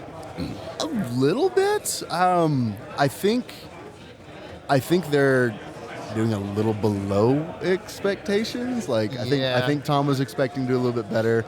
Dustin told me earlier, he goes, this is my worst GT ever because he lost 3 games. The man's never lost 3 at a GT, which, okay, humble brag, Dustin. Yeah, but, I was playing with him, kind of warming up for Masters, and he basically says, okay, these are the lists that I don't want to face, so you run these against me and see if they work, and of course I don't run them as well as the Masters players do, but he's just like, I know what I don't want to face, I know what I don't want to deal with, and I know he faced at least one of those armies that he didn't want to go up against. The whole lead up, he was like, I don't want to face Zettelmeyer, and then he draws Zettelmeyer. He's well. That's funny. Yeah. Dwarves, though, I don't know, they're not doing that great, right? There's probably something to be said for expected results versus actual results, I suppose, because I think there were something like double-digit dwarf armies in the field between Imperial, Free, and Abyssal. Yep. But those aren't the ones that are on the top table, or top tables, I should say. You got Night Stalkers and Varniger, I think, on the top table. And then second table is Goblins and Abyssal Dwarves. Oh, yeah. We got one in Abyssal. Yeah, we got one. Yeah. Here comes Mark. He's got our update. Dun, dun, dun, dun, dun, dun, dun, dun, dun. Survey says. Everybody's waiting with bated breath. So right now, it's like mid-game. It looks like Jeff Schiltgen is entirely on Adam's side of the board, but there's a lot of pitched battles going on.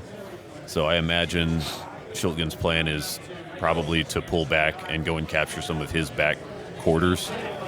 It's control. It's control. Yeah.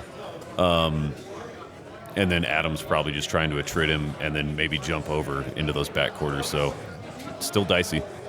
Yeah. I was actually surprised when they came out with the scenario list how many of them were board control scenarios between invade and dominate, control, hold. Yeah, we only played one token scenario. Yeah, one token scenario and one objective scenario. Yeah. So. Yeah.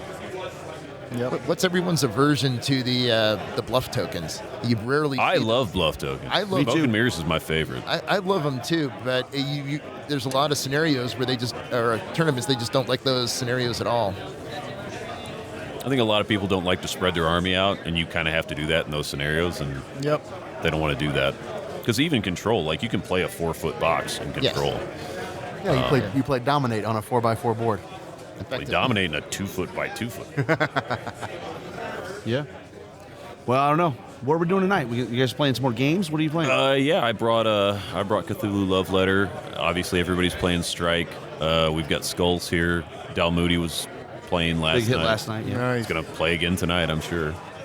Yeah, I think just hanging out and drinking. It'd be awesome. I got the results. I did post the results for Best of the Rest. A certain region dominated Best of the Rest. Well, I mean, you guys last were night. what, half the region? Or half the field? Yeah. Well, every single first place award. Player's Choice, Paint, Sport, Battle, General, Overall. You guys are cocky. This guy's cocky over. I'm just saying. It's in the name. And it was 6 different players, so it's not like everybody did the same thing. And Countercharger. Yeah. Okay, well, yeah. Well, I doubled up on Best that. painted Player's You actually Choice. tripled up on I think that, the only yeah. thing you didn't get was Sports. Because It's a rare miss for me. Yeah. You'd think with all the losing you were doing. Right? That's usually how it goes. Mr. Congeniality, as my wife likes to tease me. Yeah, She's you were pretty rough this morning though. Oh, I was struggle busting.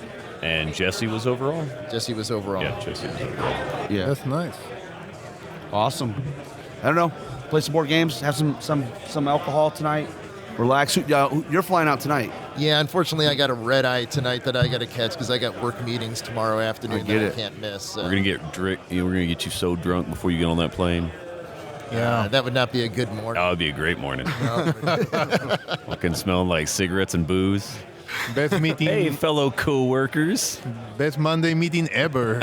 What time is this round in? It's like they just say like an hour? I don't know. Most of the guys on the clock have like 30-ish minutes left. Last I checked. Any surprises this 30 weekend? minutes. I think the surprise for me was Scott Holcomb, man, with that crazy Bassett Lane list. He's been pretty good. Been smoking with that list for the last year, dude. Like Scott's been. That's a well-oiled machine with him. And I think Keith Monarch with Düsseldorf. I think Keith is kind of a surprise. Not to say that Keith's not a good player. He's a great player, but I think. That's how you really feel. Well, no, I think when people were looking at the fields, they were like, "Oh, it's going to be Adam Ballard, it's going to be Travis Tim, it's going to be Jeff Schiltgen." Yeah, the usual folks. So, like Keith being a good dark horse was, good. Yeah, and just prediction. What do you think how the South's going to finish? Man, hard to tell. You don't have a lot of guys at the top, but you have. Do you think you have more guys? We had a couple of guys knock each other out of the top spot. What, round 4, round 5, something like that, with Jeff and Justin. I think stack-wise, we're in the upper portion. I think our lowest guy was at 25th place, at least at the start of this round. So as long as they do their job now, we could be in contention for first, second, or third region. What did you guys win last year? Not first, second, or third region. What did you guys do with the a year hearty before that? handshake and a thanks for coming. I don't know. You guys, I mean, Mark remembers he used to dominate. Yeah. We used to dominate. Yeah, we used to dominate. Yeah. What happened? I was on the team last year, so It wasn't you. it's my bad. Actually, last year's fault is Randy's fault. Yeah, Randy had 2 more wins, He and they were destroyed against it. our region last year, and no one else. Yep. Yeah, you were an awesome springboard for everybody else. You're welcome. And you were my roommate. I should have just locked you out.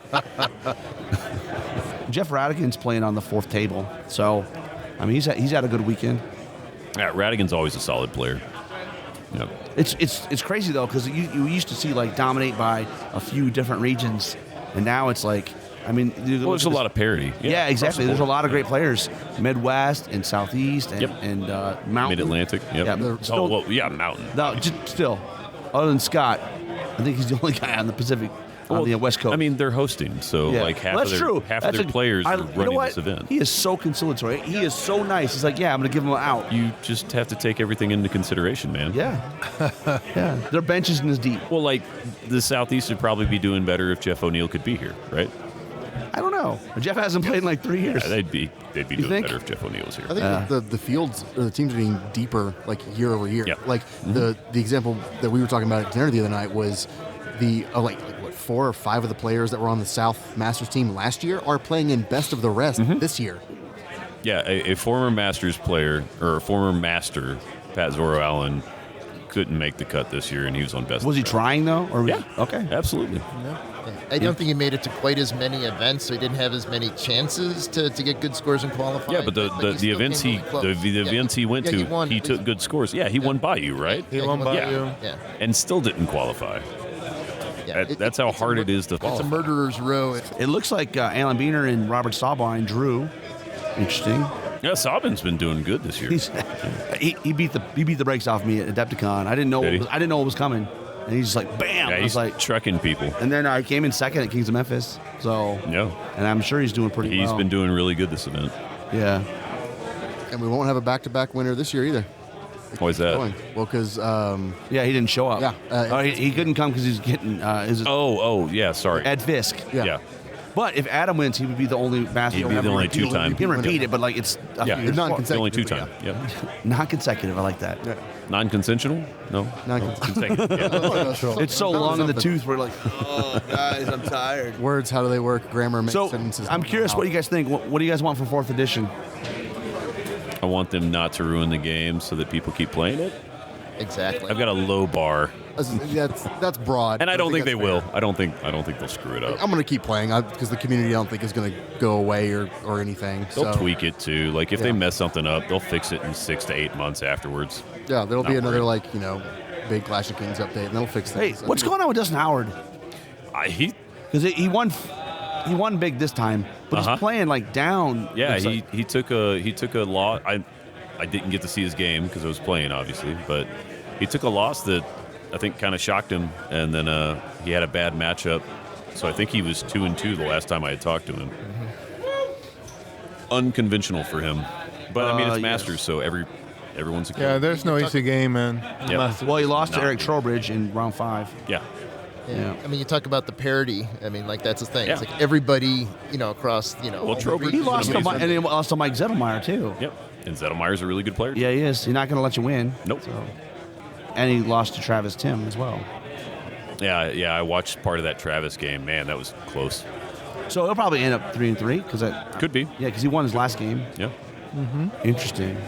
Size of defeat matters too. So Yeah. taking a loss, that could be okay. Yeah, and if you take a loss, you Yeah. still get some points out of it. That's helpful.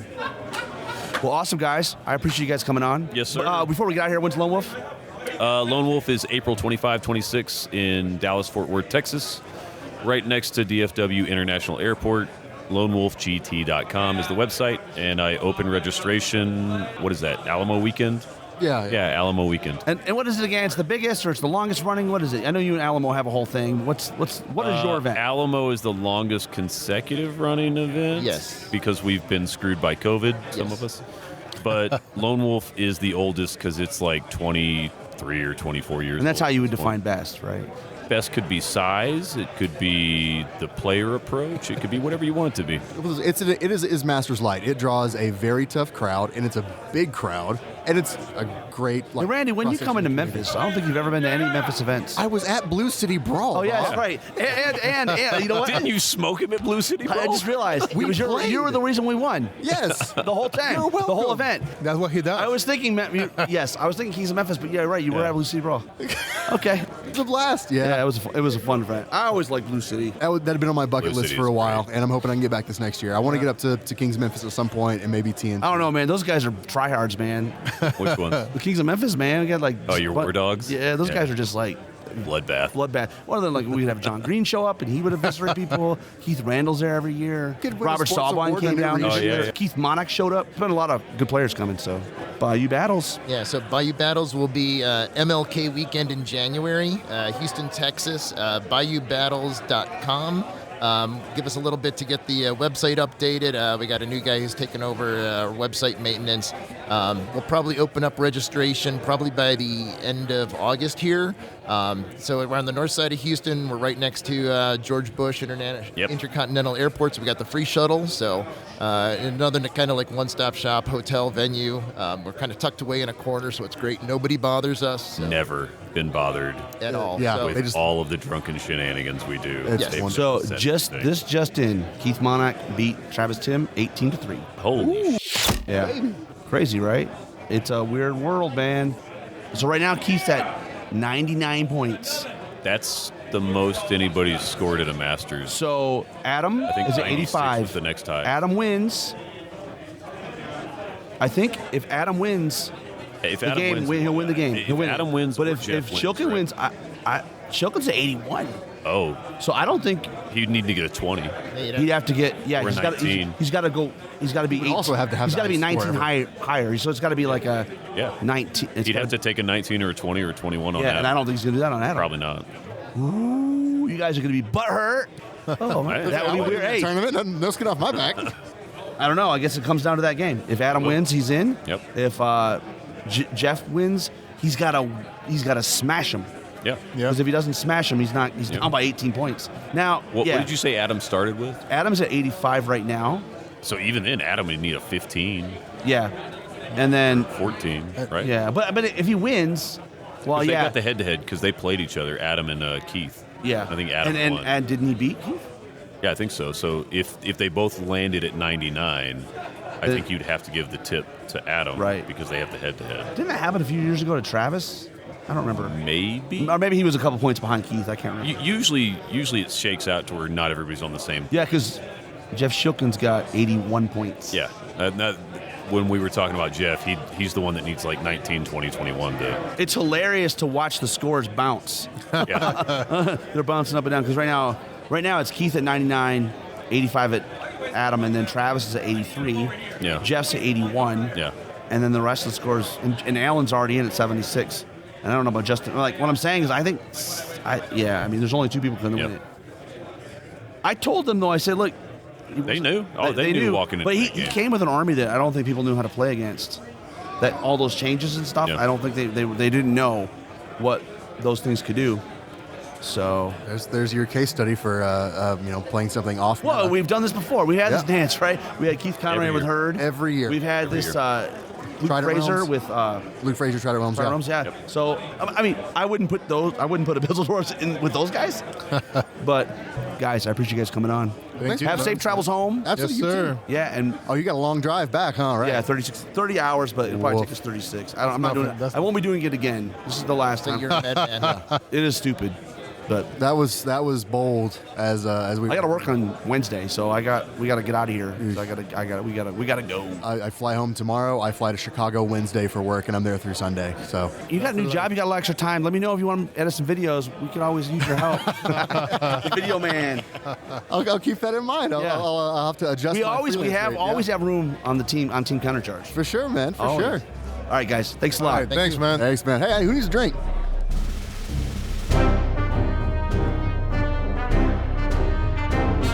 I'm super excited. I got two sort of retired guys. I never see him anymore, but I've heard you're back out of retirement. Look, you're out there fighting for spots, going to tournaments. We're with the original master back in, was it 2017? 2016, I believe. 2016. That's a long time ago. Yeah, almost 10 years. Yeah.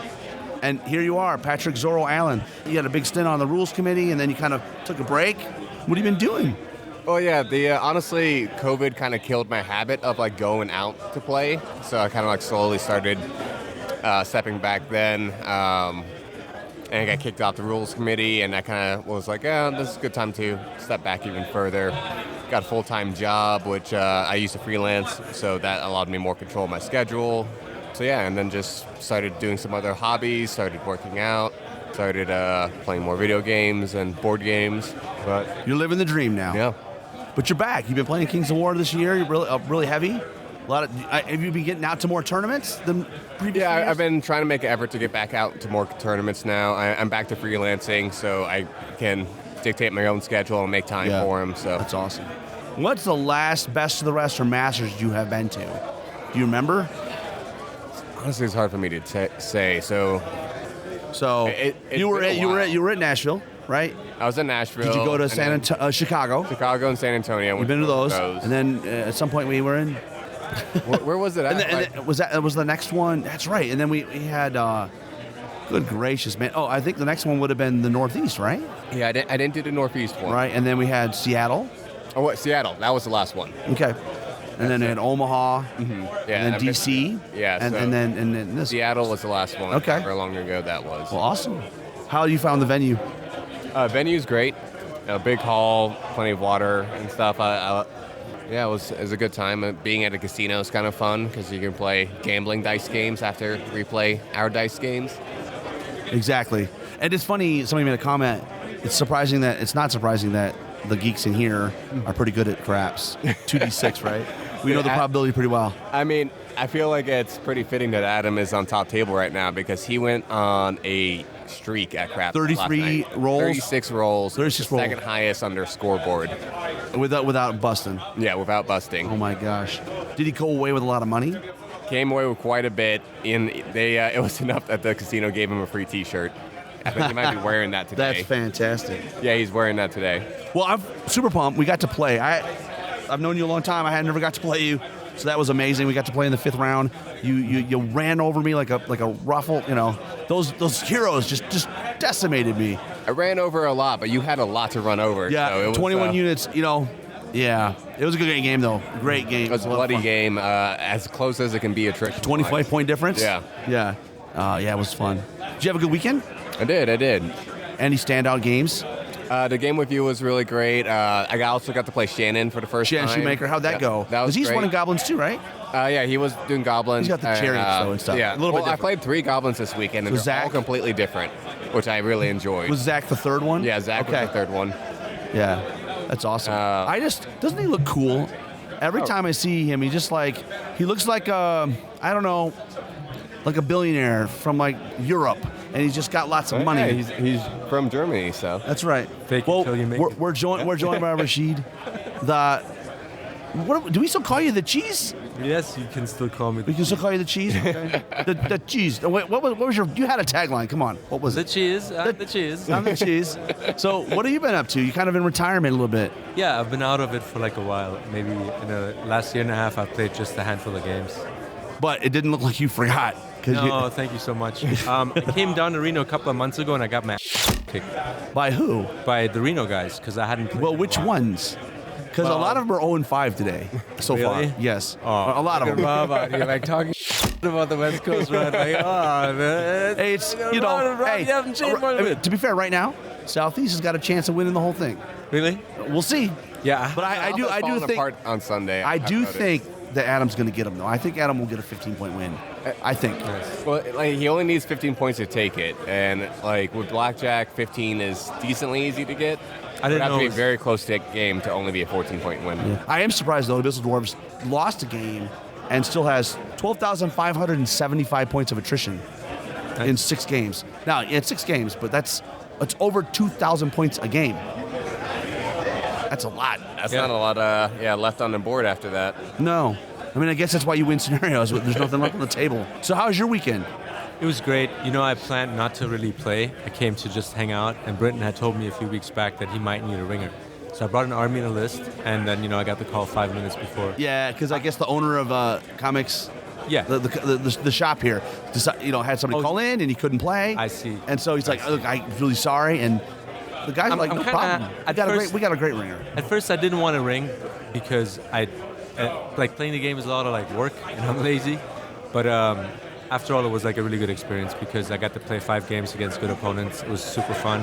Everybody was super nice, and I did pretty well for not having played for so long. So that was yeah. Cool. Yeah. Any standout moments from this 5 games that we've played this weekend? Oh, man. I mean, there's so many. There was one in my last game that was very memorable. I was fighting a regiment of zombies and Hold the Line, and the only thing in that zone was my 4 Shambler regiment and his zombies.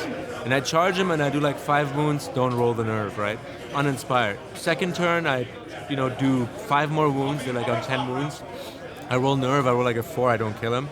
And then in the third turn, he charges me back, does 5 wounds, and rolls a 10 and uninspired and wins that whole corner. So that was really memorable because I expected to win it, but I ended up losing it. I still won the game, but it was kind of a nail biter at the end. That was really nice. There's a lot of great games this weekend. I played Pat in the 5th round. Oh, cool. And it was just our dice, the nerve rolls were insane. That's all I can say. They were just on both sides. On both sides, they were memorable. On both sides. They were catastrophic at several points. Anything that got touched in the first 2 turns died, pretty much. Exactly. Yeah, we didn't have much left.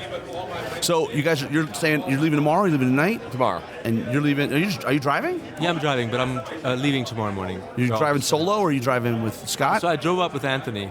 Anthony Rush from the West Coast. He's the guy with the Empire Army, right? Yeah, and it's his first Masters. What was his experience like? Great.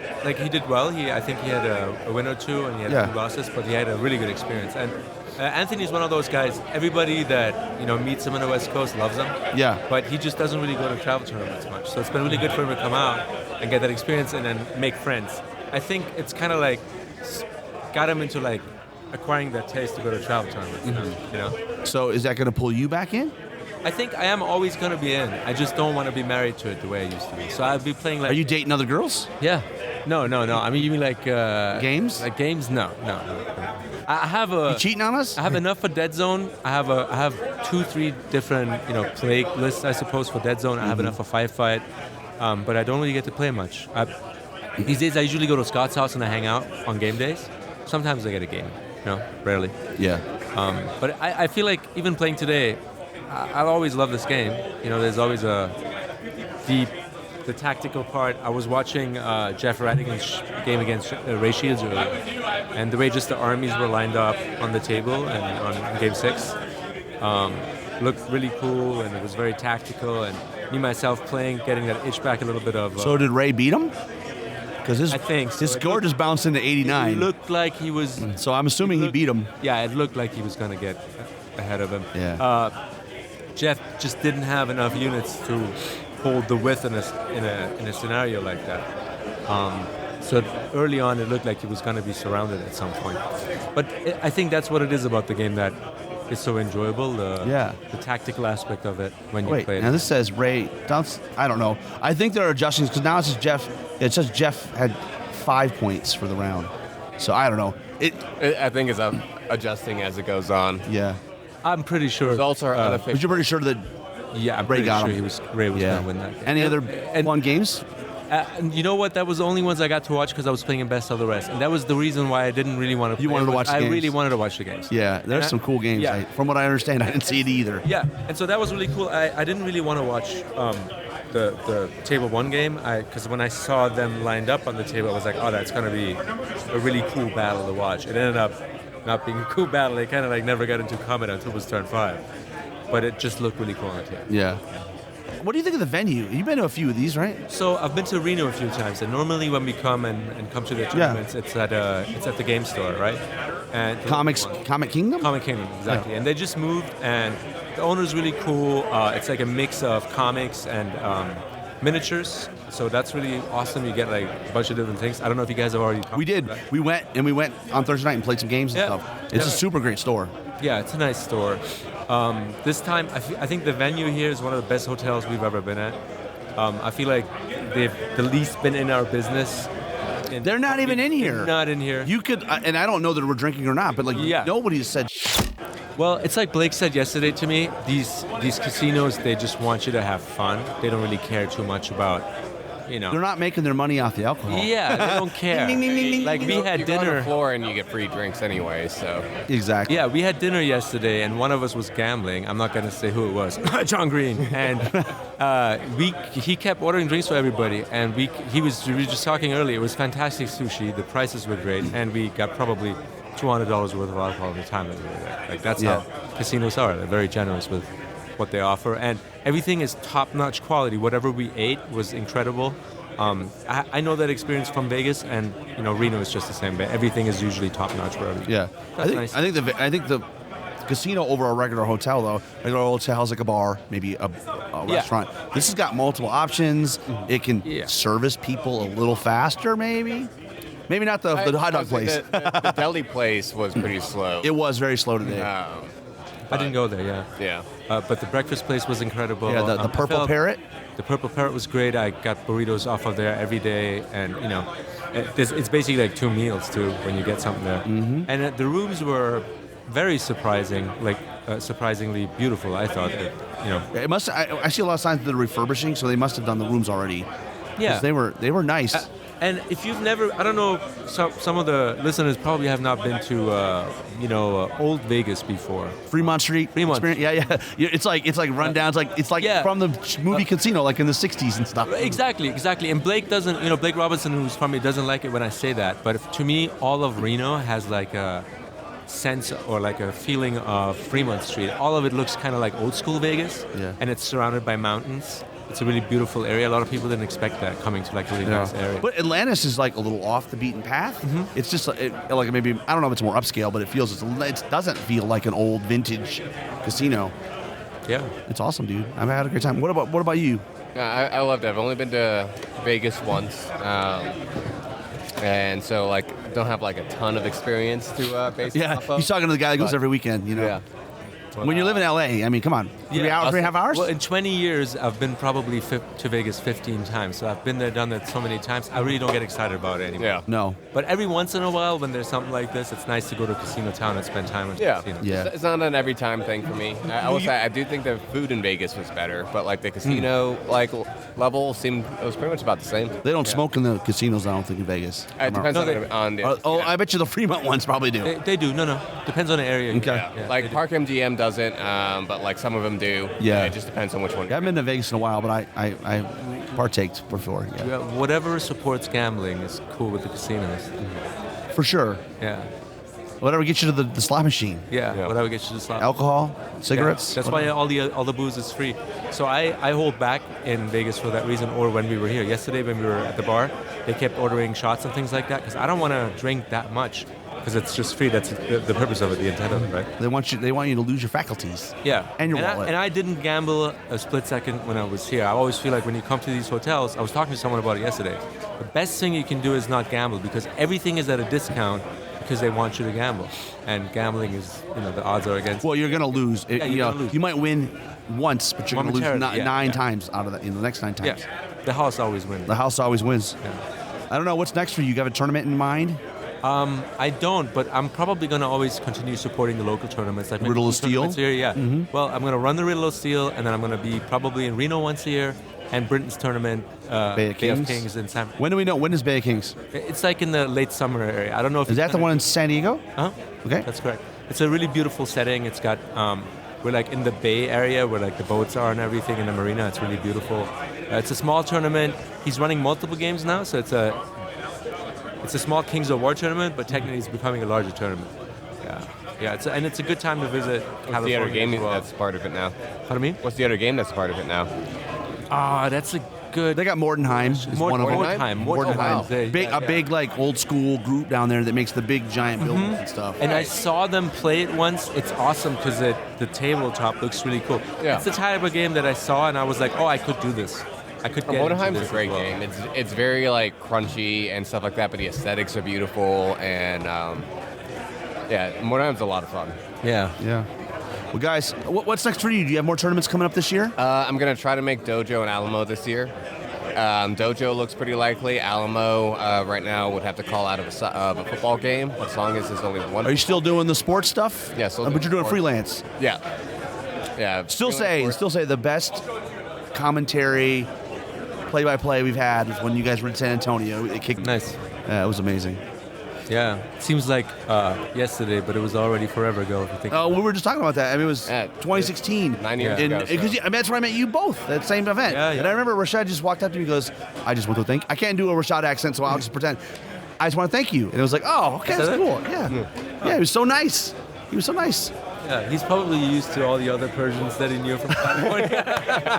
That's right. He judged me. He's like, No, this sir. guy's probably going to drive a Mercedes and be like insisting on something at a business or whatever. Right? I do drive a Mercedes. Yes. Yeah. Well, I'm glad you guys. That's true, but I'm glad you guys made it out. And I hope to see you guys more events, man. Yeah, Got to definitely. get you out of Texas more, man. yeah, I'm gonna try to do Lady of the Lake next year. Fantastic. I heard the Riddle of Steel is a really cool tournament. And yeah, Riddle of Steel. Look, I used to live in California. I need to get there. I used to live in Orange County. I mean, I need to get there. I just Riddle's in February. I right? don't want to drive. I gotta It's fly. always usually the last or the second to last. We do it at President's Day weekend. But we may do it differently this year because some of the people that work for government or in public office or whatever, they can't travel during that day for various reasons. They have family plans or whatever, because it's the time when they usually like to take off. So we may change it to just the last weekend of February. I think the guys are entering scores. I think they're calculating scores. Oh, Jeremy looks very pensive. You got a prediction? I do not. You don't do predictions? No. Honestly, I wasn't watching closely enough what was happening. I was so busy with Best of the Rest. Do you have a prediction? I don't really know. I mean, I feel like 15 point. If he won, 15 points. If Adam wins, I think like he gets it. Like I think the 15 points shouldn't be too hard. Yeah. But I hadn't seen any of the game. I took the opportunity to take a nap. I'm looking forward to watching Right. the stream on the way home because I mean I'm sure it'll be really great game. I do have one more thing to say Yeah. to all the listeners. If you're contemplating Masters ever and you haven't done it because you think you can qualify or whatever, Best of the Rest is technically the cool experience. You get to play 5 games and then you get to watch the final last game. round. You're not playing. Yeah, you just get go to rock watch the around. final game and you can be relaxed about it anyway, and everybody's so cool, and it's still a great. That was a difficult tournament to play in. There was a lot of good players. Yeah. I mean, I got Patrick, Shannon Shoemaker, like so many good players. Bryce Clark. Richard, who Best won Rest it. was great, and then Richard also, Comstock. Yeah. It's great that like really the main reason why I came is to hang out with everybody. Yeah. Yeah, it's funny. I think it's man. I guess it was New York Masters the first time we had Best of the Rest. You take some. It's a really great. It's a great addition to every year we add something new. Mm-hmm. You know, this year is the paint fixture Army. Oh, that was beautiful. Because I mean, people like Army's busted and they have to fix stuff. Housekeeping ran over my dragon, and I had to utilize that. Really? Yep. Yeah. Oh my gosh. And I wouldn't say this because I'm West. You wouldn't say this because you're biased? I wouldn't say this because I'm biased or West region, but I really had almost zero involvement with this. Yeah. Jeremy, Brinton, Kyle, and Blake and Nick were the ones who were running it and planning all of it. And I just wanted to say they did a splendid job. From what I've seen so far. I think they did an amazing job. And I like the fact they really divided up the work, and each person really took their job to task. And Nick did a great job with getting the venue. I'm like, this is amazing venue. Such a memorable event that they created together. So that just a shout out. My only caveat that I would have said. Adam took it by I do miss the paper packets. You missed the paper packets? Yeah, at least for the scenario and the schedule and stuff like that. Because I see what you're saying. I see what you're saying. Okay. Oh, yep. Adam got that 15-point win. On the nose. And so it must have been a pretty close game then. Yeah. So Adam's going to be the first repeat. This year first. Adam's going to be the first non-consecutive term. Repeat U.S. Master. George O'Connell beats. And look at George jumping up. And, George has been kicking dude. Well, him and Scott were on table 4 or 5. Yeah. I don't know what the bottom players are, but it does look like the Southeast might be taking. Oh, yeah, you're right. Because you got Keith and George and Keith. So you got 3 in the top 10 from the Southeast. Oh, Mountain, though. Garrett. Mountain's got 3 in the top 10 that are higher, maybe. Yeah. So South has got some people, too. So I don't know. I'm not going to guess. I'm not going to speculate because it's too hard to figure out that math. Handsome Garrett Mercer's up there in the top 10, I see, huh? Yeah, Garrett.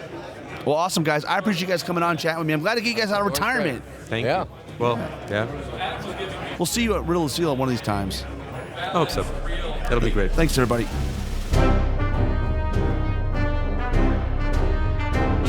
All right, well, we have my favorite Air Force Kings of War players from Spokane.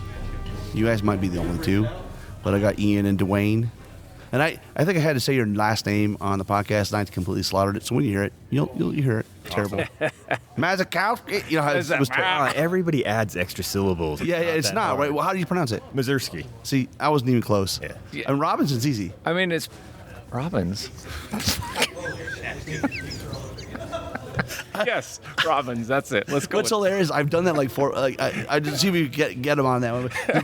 It's just saying Richardson. I've said Robinson multiple times on many podcasts. It just makes me laugh. I don't know why. I'm easily amused. So you guys came in for best of the rest. This is like the first tournament for you guys in a while, right? Like that you came to like big tournament. Yeah, because you've been doing some ones in the Pacific Northwest. Yep. And you haven't really been playing. Yeah, you can take more stickers. Yeah, I just saw those. I'm grabbing one of them. You can have them all. Sweet. I've got some metallic ones in the case too. I can get you. But no, other than a couple of UB games with Dwayne, and then a couple games in his hobby room, have not played much at all. Yeah. Well, you're playing Basileia, and you were playing Northern Alliance. Just maybe you guys just kick us off, and maybe we'll just. What's in your list? So kind of a grindy Basilean list. Core is 3 Ogre Palsguard hordes, backed up by a couple Phoenixes and 2 Paladin Footguard regiments. 2 priests that have heal and Bane chant, so a little additional heal. 3 Gur Panther troops, 2 Eloi regiments, and Eloi. Awesome. And what about you, Dwayne?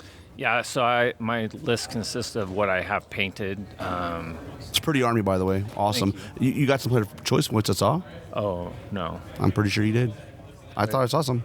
I didn't get player's choice. No, you got player's choice votes. You win, but I'm saying, it's always, for me, whenever you get some, I'm like, yeah, man, that's cool. Yeah, I haven't looked at the final, so. Is that what you guys are going to do? Well, are you driving home, right? Yep. So on your way home, when you can be, hey, you got second best sports. Take a look at it. Yeah, but so ice elementals, 2 hordes of ice elementals, a horde of snow trolls with fury, of course, because you have to, ice naiads with hammer and measure force, 2 Huskarl units, 3 dwarf troops, Frostclaw champ, Thane on Frostfang, Sarakina, Snow Troll Prime, and Snow Foxes.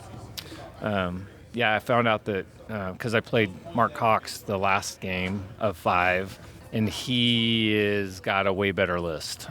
He shot the crap out of me and pushed me around. That was in game 5, right? That was game 5, yeah. Your game 1 was pretty awesome, too. Yeah, game 1 was awesome. Second time I played Goblins, and then I got to play Goblins again, so... Yeah. Do you have repressed memories now because of goblins? Yeah, I hate goblins. I don't even like people who play goblins. Why would anybody? So we play should set goblins? stage. When you go to these tournaments, there's all these people. I've probably played half of the people here, probably. So I'm like, it's a mix of like playing someone they've already played before. It's like we already know the dance, social contract, versus a new player. So I was kind of like playing the first round against somebody I've already played. And I was like, oh my gosh, Dwayne Richardson. And then I was thinking, well, he doesn't have dwarves, but I have goblins again, completely different goblins. And we were playing Stockpile, right? I think? Yep. Stockpile. Yep. Yeah. And it was a game. It was a murder. And the funny thing is, so you tabled me game 1. I came back. I found myself. I won a couple games, and then I played Mark Cox in the last round, and I killed 80. I killed 1 unit. Against Mark? Against Mark. And then he took 1875, and it was control. So yeah, it just didn't go well for me. So, well, in our game, you just spread out too far. I did. That's all. Yeah, I completely. Your Huskarls didn't even get to the game till turn 5. Yeah, it's like okay, at this point, if you're going to spend 500 points or whatever they are, 100%. Way over there, it's like okay. Well, and the ice elemental horde, not ice elemental horde, the ice naiad. Ice naiad horde. I think you were surprised by that too. Yeah.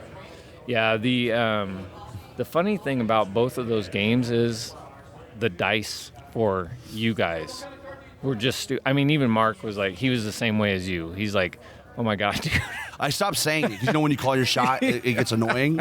You're like, so it's like 11. I'll do it. I'm gonna do it, and then you do it, and you're like, okay. And then he does it twice. And I'll shut it. I'll shut 11, it. That was my game 3 against Randy Davis, who was the most enjoyable game I've ever played. And well, didn't he win best? No, you won best sports. I did, but somehow. I think Randy might have been in the. He got countercharged. Yeah, that's right. That's right. Everything was a 10 or an 11, and everything on my side was a 3, and it was the whole game. But he was awesome to play against. That was a lot of fun, getting my butt kicked by his abyssals. So did you guys get the tournament bug again? Is it reared up? I have it. It's just being in Spokane. The only tournaments are 5 hours away, and they're 12, maybe 14 people, and it's the same people. It's the guys that showed up for Pacific Northwest Masters team today. They weren't last, at least this year. Well, they weren't last. I don't know how. But West Coast had like 2 people that were under. Well, there you go. Yeah, Pacific Northwest can paint. Obviously, they just struggle to play on the table. Yeah, they're very pretty painters. They're very pretty models. Yeah. But yeah, so super excited to do that. We're gonna play around with some different lists and try to figure out what I need to paint for Northern Alliance. Yeah, for Northern Alliance. Yeah, I'm Ice Skin Hunters. Yes, I keep telling them. Yeah, those are good. I mean, that army you played. Yeah. Jeremy had the difference is that he had Harem and 2 ice. He had the ice elementals and he had 2 Ice Skin Hunters. Everything. I don't think he had the naiads, but he tabled me. I mean, he just shot me off the table. Yeah, Mark had a Chimera, which is super tempting. I'm not really. It'd be a cool model to paint too. Well, yeah, cool model to paint. But I'm not really good at like dragon-y type stuff. But it was a pretty impressive. It was unit. My last game against Patrick Zorro Allen. First of all, that guy is the first master. So 9 years ago, he won U.S. Masters in Nashville that I ran. And he shows up, he's got Varngar. I never played against Varngar. He's got 2 chimeras. Yeah. Or 2 dragons. And I'm like, in the first turn, I get 8 wounds with the mop-up launchers on one of them. 8 wounds. So I got to hit. That's a thing, right? Because I don't have any piercing. I got to hit 5. Yeah. And on the second turn, I get 6 on the other one. It's like, and I eventually get them both. I was like, the mop-ups couldn't miss. Now, he still beat me. Yeah. But it was still awesome. Yeah, I got like 17 or 18 wounds on his Chimera with my ice elementals. Threw a 10 for nerve, had to re-roll it, and threw a 3. So he stayed on the board, and then he systematically took my ice elementals out of the game. Right. Yeah, just tough. Any highlights from the weekend? I mean, you talked about the game with Randy was a good game. It was a great game. Learned a lot from playing him. Zach Clark was also a good game. Good goblin player. Yep. Yes, learned how much of a pain in the butt goblins are. He had a lot of trombones. I think he had. Yeah, he had a lot of shooting. He had a couple on slashers. Yep. Yeah. A lot of shooting.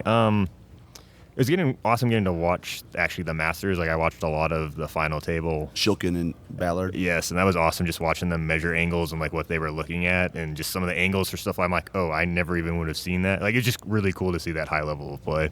And the speed. Yeah, they're quick. The speed of it. They know what they're doing and they get through it. They get through the process quickly. Yeah. I'm sure the military's like that though. Like there's certain operations you guys do. It's like checklist, boom, boom, boom, boom, boom, boom, done. Yeah, you can tell they've played a lot. Very comfortable with their lists and knew what they could do and what they couldn't do. It was awesome watching. Adam knows a lot of preparation. Playing on UB and stuff with people, practicing specific like what he might see at events and stuff. Well, the interesting thing, and we said it before when we sat down with you earlier in the week, but Adam's list has not changed all year, and he's had it on his podcast or his YouTube. So everybody knew what he was bringing, and he still pulled it out. Yeah. Which, sometimes that the surprise helps to win, but he had it all out. He was transparent and still got the win. It's calling your shot. They Ruth pointing over the. That's right. It's like okay, Like, I'm gonna bring me, this. bro. And, come at me, bro. Yeah, and it was interesting too that he beat the guy that came in second. But that guy from second, really, Keith Monarch, shout out to him. He clawed his way back. Well, his attrition score was ridiculous. Almost 13,000. Yep, he had like 2,000 more than anybody else almost, I think. Correct, and he lost a game. That's nuts. Yeah. How about you? You have a highlight from the weekend? Highlight for the weekend. Honestly, I think it's seeing Ian win Best Sports. That was amazing. We I was shot that out. surprised. I was surprised by that. I appreciate best it. of the rest, I man. got to play against some really good guys, so that was cool. Yeah, it was amazing.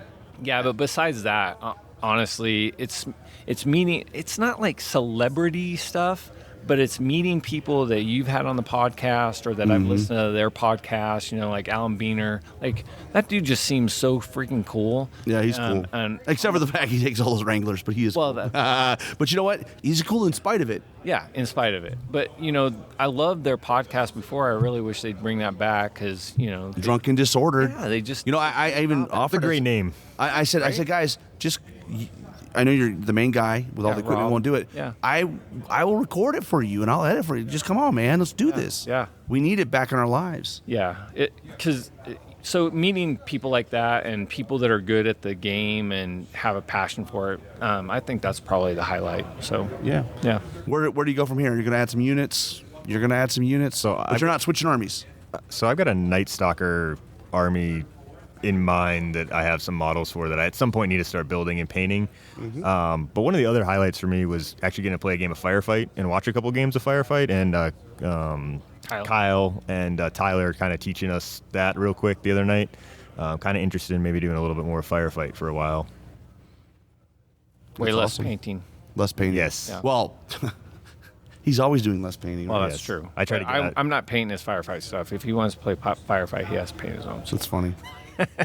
But I've got the 2-player starter for Firefight and the 2-player starter for Dead Zone. So we've got 4 factions to choose from. Awesome. But yeah.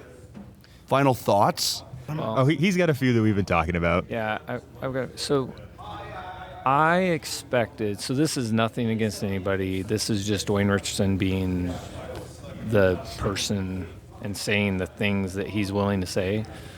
I expected more glitz and glamour at Masters than it was like another tournament that I've been to. Like, for example, TNT. Well, you mean the theme and stuff. Yeah. There's no theme, yeah. Right. It is vanilla in that regard. Yeah. It doesn't have the extra special care because it's the Masters, right? So it's just it's straight out of the. It's not straight out of the book, but I mean it's blackjack scoring and then pretty stock standard stuff. I mean it was run very well. Like the TOs did a great job doing it. Keeping us informed as they could and that stuff. But yeah, I guess I never having been to a Masters before. I just expect a little bit more than. Well, it's half the room is like uber competitive like Corey. Right, super competitive. Yeah, so that's probably part of it. But they're very focused and driven. I'm super glad I came. Definitely. It was a blast. And next year in Minnesota. So all right, let's bring it on. Super cool. Is that the only takeaway you had? Do you have another hot take? No, I don't think so. Goblins suck. Yeah, goblins suck. Yes, that's definitely for sure. Yeah. What about you? Goblins suck. I'll say. Oh yeah, because you played Gav. You played Zach. Gav, not Gav. Yeah, Zach. that was not a fun game. It was just really cool seeing all the people talking about like the strat between games, right? Who did what, the strategy, trying to figure out who was going to play who the next, and just some of the big names that, like Dwayne said, heard them on the podcast. Who are some? You mentioned Alan Beaner. Who else? Alex Chavez, met him. I already knew. They must have made a real impression because you can't remember any of their names. Well, because there's so many. Mike Rossi. Did you meet Corey Reynolds? He's amazing. Yeah, runs across for GT up in upstate New York. Yeah. He ran the third or fourth U.S. Masters up in. He didn't introduce himself to me because he didn't come and say I'm the best TO in the country. No, he didn't. Okay. No. It is known, as he said. It's always good to see Ryan, but I said that before.